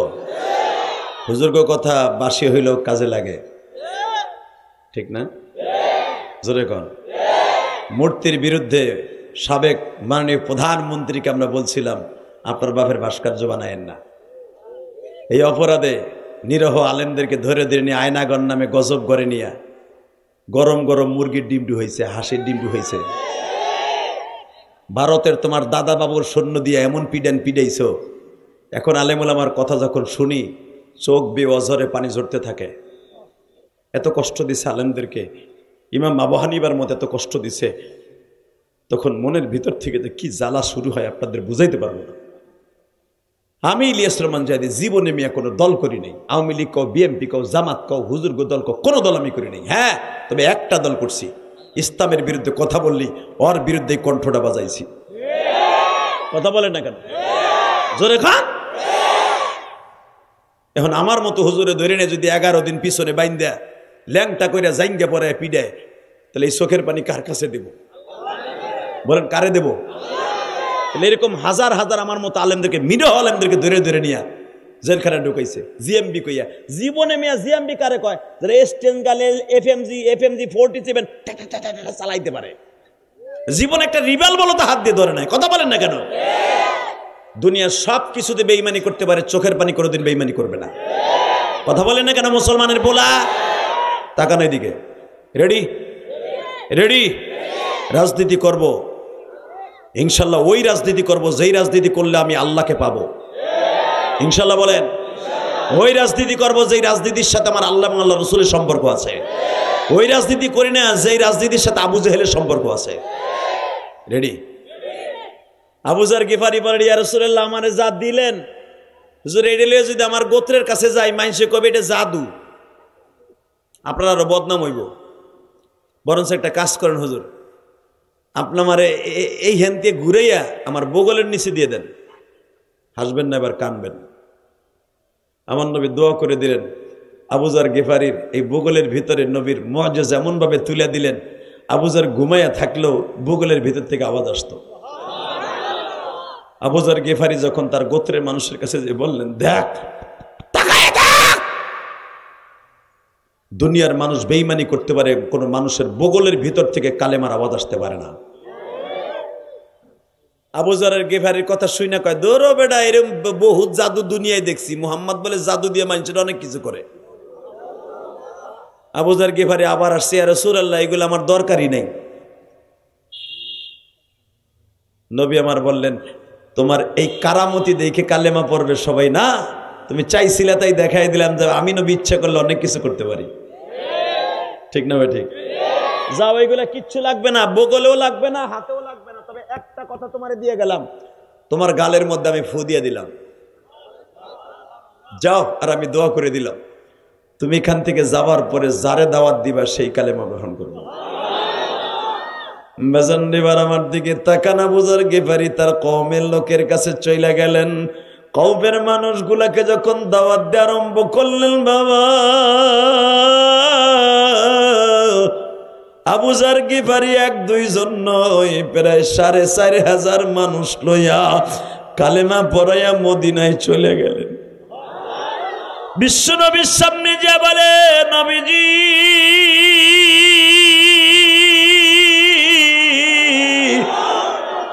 আপনার দোয়ায় আমার এমন কাজ হইছে গো নবী, আপনি যেদিন আমার গালের মধ্যে ফু দিয়ে দিলেন, আমার মালিক আমার জবানে এমন বরকত দিয়ে দিছে, আমি যখনই মানুষকে দাওয়াত দেই মানুষগুলা পাগল হয়ে আপনারে ভালোবাসে। আমার মিরপুর 11 নম্বরে কলিজার টুকরা মাইরা রে আবু যার গিফারি আমার নবীর দেইখা হয়তো নবীর কাছ থেকে মুজিজা নিছে। আমরা নবীরে দেখি নাই, কিন্তু না দেইখা নবীরে ভালোবাসি। নবীরে যদি না দেইখা ভালোবাসি, এইটার দাম আমার আল্লাহর কাছে বেশি গো বাবা।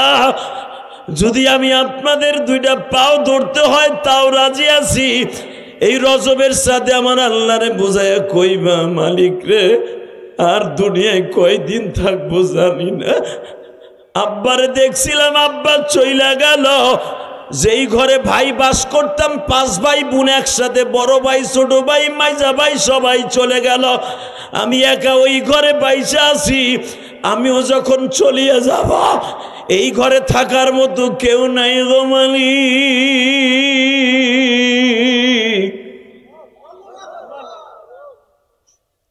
আল্লাহ এই ঘরটা ছাড়ার আগে তুমি আমাদের ইমানদার বানায় দিও। আল্লাহ আমাদের সবাইকে কবুল করুক, জোরে করে আমিন, আরো জোরে করে আমিন। আমরা কি থাকতে পারবো? থাকার সিস্টেম আছে? সারা জীবনকে থাকতে পারবো? কবরে যেতে হবে না? কলিজার টুকরা ভাইরা আমার, আপনি শুনলে আশ্চর্য হয়ে যাবেন, দুনিয়া আসার সিরিয়াল আছে, যাওয়ার কোনো সিরিয়াল নেই। কথাটা বাস্তব না অবাস্তব? তার জ্বলন্ত প্রমাণ আমি দিয়ে দিই। গত কয়েকদিন আগে আমার গ্রামের বাড়িতে ওয়াজে গেছিলাম, আলহামদুলিল্লাহ বলেন। আমার মা হলো ছোট, আমার চাচি হলো বড়, আমার চাচি এখনো বেঁচে আছে। আমার মা মারা গেছে 35 বছর 36 বছর আগে, আর আমার চাচি আর আমার মা হয়তো 7 থেকে 8 বছরের ছোট বড়। আমার চাচির আল্লাহ এখনো বাঁচায় রাখছে, আর আমার মা চলে গেছে। তো কয়েকদিন আগে স্বাস্থ্য ভাইয়ের লগে দেখা, জিজ্ঞেস করলাম কাকি কেমন আছে। আমার গোপালগঞ্জের ভাষায় চাচিরে কাকি কয়, আপনাকে দেশে বলে কিনা? কাকি বলে না? কাকি কেমন আছে? কয় ভাই মা খুব নরম হয়ে গেছে, তুই দোয়া করিস। আমার বড়, আমার থেকে বেড়ে 8 বছরে বড় আমার স্বাস্থ্য ভাই আমার বলে তুই একটু দোয়া করিস মান লাইগা। আমি তখন মনে মনে ভাবলাম, ইলিয়াস রে, তুই প্রায় 36 বছর মা কইয়ে ডাক দিতে পারস না, আরো এখনো বোন তোর মারেও মা কইয়ে ডাকে।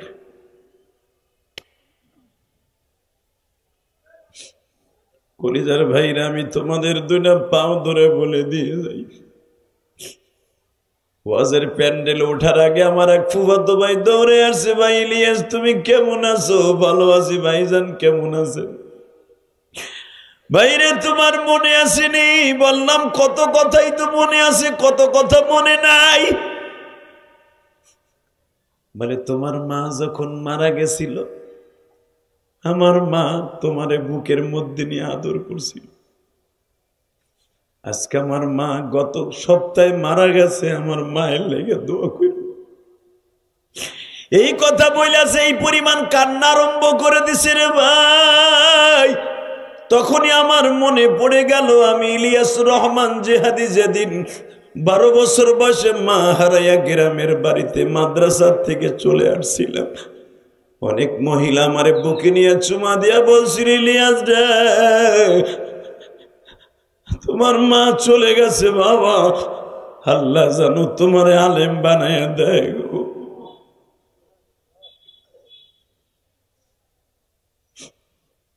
এবার কলিজার টুকরা ভাইরা, গত সপ্তাহে আমি রাজশাহী মাহফিলে গিয়েছিলাম। রাজশাহীতে যেই ছেলেটা আমার বিছনাটা ঝাড়া দিয়ে দিচ্ছে, আমি রাত্রে ওই মাদ্রাসায় ঘুমাবো, আলহামদুলিল্লাহ বলেন। রাজশাহী বাগমারা ওয়াজ করিয়া রাত বাজে 4:30। ওই ছেলেটা আমার খাটটা ঝাড়ু দিয়া দিচ্ছে, জেহাদি সকাল পর্যন্ত ঘুমাবে, সকালবেলা বিমানে চড়ে চলে যাবে ঢাকা। বিছানা যখন ঝাড়া দিয়া দিচ্ছে, আমার পাশে বসে আমার হাতে চুমা দিয়ে বলে, হুজুর আমি আমার নাজেম সাহেবের মুখে যখন শুনছি আপনি আমাদের মাদ্রাসায় আসতেছেন, আমি তখন থেকে জায়গা আছি, আমি জিহাদি সাহেব হুজুরের মুখখানা দেখব। আমি বললাম কেন বাবা কেন? বলে হুজুর কেন জানেন, আমি আপনার মতো ছোট্ট কালে মারাইছি, আমি হাফেজ হইছি, মৌলানার মাত্র 1 বছর বাকি আছে, আমি মিশকাত পড়ি। হুজুর আমার মা আমার 11 বছর বয়সে মারা গেছে, আমার বাবা আমের বাগানে চাকরি করে, আমার আব্বা আমার লেখাপড়ার খরচ দেয় না, আমার বড় চাচা আমার লেখাপড়ার খরচ দেয়।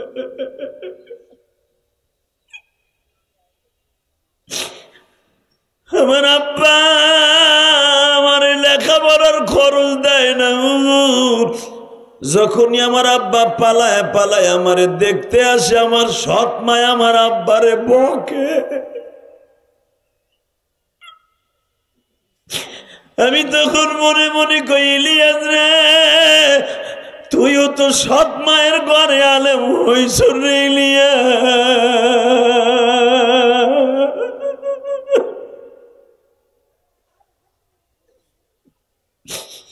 আল্লাহ দেখো আমার মতো কার জানো মা নাই গো, মা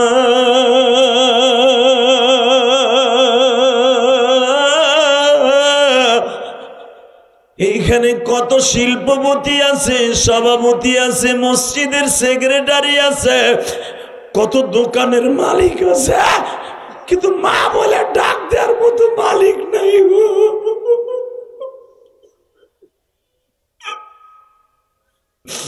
আল্লাহ দেখো আমার ভাইরা কেহ দাঁড়ায় দাঁড়ায় কান্দে, কেউ বসে বসে কান্দা। হ্যাঁ যুবক, এখন চিল্লাবার কানবা 2টা মিনিট। তুমি আমার মালিক রে বুঝায়া কও ইলিয়াস ভাই, আমিও তো তোমার মতো মা নাই গো,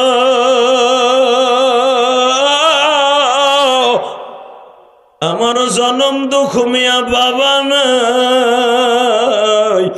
ওই রাজশাহীর ওই ছেলেটা আমার রুমের মধ্যে বসে আমার হাত ধরে অবিসুরাতে কান্দে আর বলে, হুজুর মাদ্রাসা যখন বন্ধ হয়ে যায় আপনার ওয়াজ শুনি আর কান্দি, কারণ আপনিও মাদ্রাসা বন্ধ হইলে বাড়ি যাইতেন না, খালার বাড়ি যাইতেন, আবার তো একটা খালাও নাই।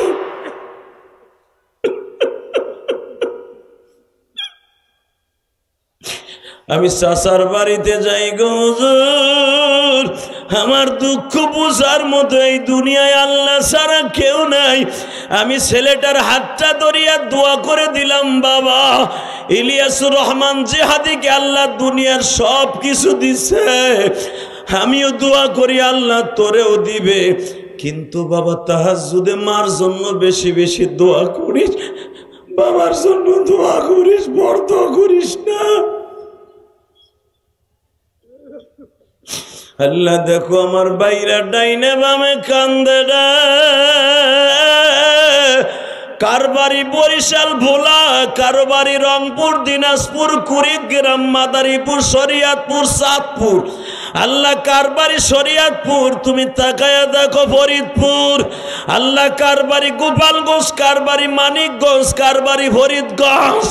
আল্লাহ যারা চোখের পানি ফেলাইয়া কাঁদবে, তুমি তো বলছো চোখের পানি পড়তে দেরি আছে, আমি মালিক মাফ করতে দেরি করি না। আল্লাহ আমি তো কত বছর মা খুইয়া ডাকি না, আরে আমার সামনে আর মাত্র 1.5 মাস আছে, এরপরেই তো রমজান মাস শুরু হয়ে যাবে, 1.5 মাসের কম আছে, আর মাত্র 1 মাস 9 দিন আছে রমজানের। কত ভাইরা মারে নিয়ে ইফতারি করবে, আমি ইলিয়াস তো পারবো না। আরে কতজনে মারে নিয়ে ইফতারি করবে, আমি তো পারবো না গো মালিক।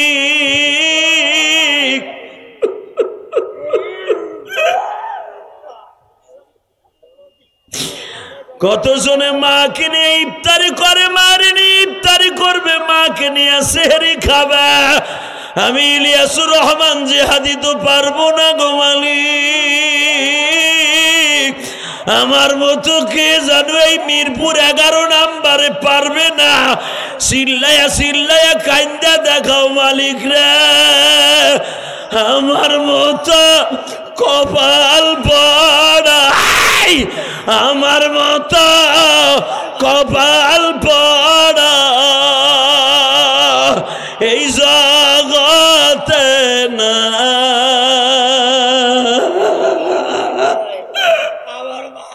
দেখো কেমনে বলে আমার মা কয়,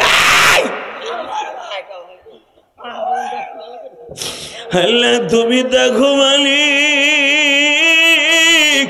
এই মিরপুর 11 নম্বরে সেই পাগল ছেলেটা লাভ হয় আর কাঁদতে রে।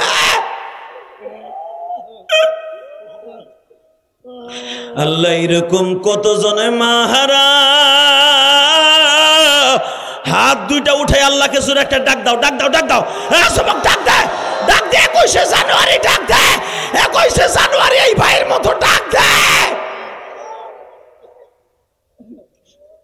আল্লাহ এই ছেলেটা মা কইয়া কান্দতে কান্দতে বেহুশ হয়ে গেছে, আর মাকে মাফ করে দিও আল্লাহর, মাকে মাফ করে দিও।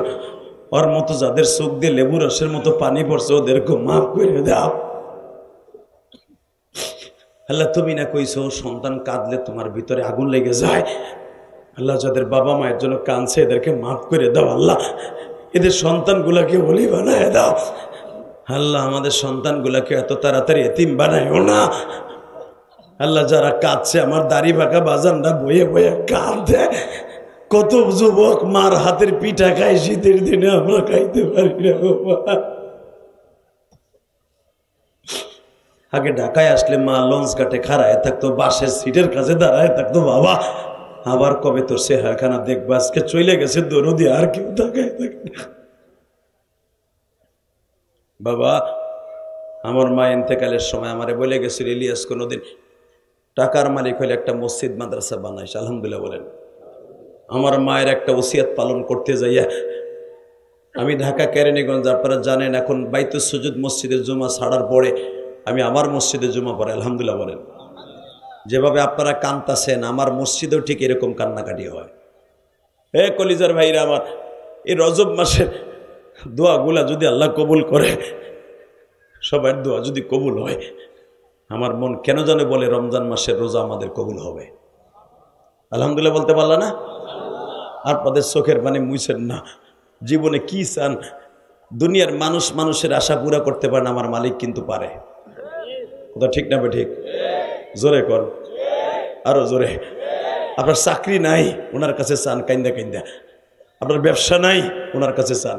মিথ্যা মামলা খাইছেন, ওনার কাছে চান। সব আল্লাহ দিয়ে দিবে, সব আল্লাহ দিয়ে দিবে। ওনার কাছে কোনো জিনিসের অভাব নাই। ওনার কাছে চাইলে বেজার হয় না, না চাইলে বেজার হয়। অতএব আজকে আমরা চাবো ইনশাল্লাহ বলেন। এই রাত 11:30টার সময় 2 ঘন্টা মেহনত করার পিছনে একটা লোক আওয়াজ দিয়ে বলেন তো, হুজুর এই মাদ্রাসাটা এতিমখানা মাদ্রাসা, ইরিহুল কোরআন ইন্টারন্যাশনাল মাদ্রাসা, এই যে ছোট্ট ছোট ছেলেগুলো জানাজার নামাজ পড়াইলো, কোরআনের হাফেজ হয়ে এতগুলো ছাত্রের পাগড়ি দিলাম, এই মাদ্রাসার জন্য কিছু করার দরকার আছে না নাই? আছে। আমার মাদ্রাসায় বাইরে উঠে বসো, ভাই ওঠো, ছোট ভাই ওঠো, বসো বসো, একটু পানি খাও। এই তাকান এদিকে। মায়ের জন্য তারাই কাঁদতে পারে যাদের কলিজার মধ্যে মায়ের ভালোবাসা আছে। এই লোকটা আপনার মতো একজন সুস্থ শরীর মানুষ, কেন লাভ দেয়? শুধু আপনাদের কাছে একটা আওয়াজ দিয়ে দেখাই দিবেন, হুজুর সামনে রমজান মাস আসতেছে, আমার মা নাই, বাইসে দেখলে মায়ে খাইতো, মাল লাগে প্রতি মাসে 10,000 টাকার বাজার পাঠাইতাম। হুজুর আমার তো নাই, অন্তত 10টা যুবক লাভ দিয়ে দাঁড়ায় যদি আমারে দেখাইতে পারো, আমি তোমারে বন্ধু বানায় বলবো আমি রমজান মাসে উমরায় যাব, তোমারে বুকে নিয়ে, তোমার এই কথাটা আমার মনে থাকবে। কারণ রমজানের আগে মিরপুরে আর আমার কোনো ওয়াজ নাই, তোমার কথা আমার মনে থাকবে। আমার সাথে ওয়াদা দেন তো, মোনাজাত না করে কেউ যাবেন না। হাত তোলেন তো, আল্লাহকে দেখেন তো, দেখাও। এই মাইকের আওয়াজ বাড়া বেড়া, এই ভিতরে আওয়াজ বাড়া। আমার সাথে ওয়াদা দেন, আমি মা হারা আপনার মায়ের জন্য দোয়া না করে যাবেন না, আপনার বাবার জন্য দোয়া না করে যাবেন না, ইনশাল্লাহ বলেন। যারা আমার সাথে দোয়া করে যাবেন, আমি দোয়া করে যাবো যেন আপনার সন্তান আলেম হয়, আপনি যেন নেককার হন, জোরে কানা আমিন।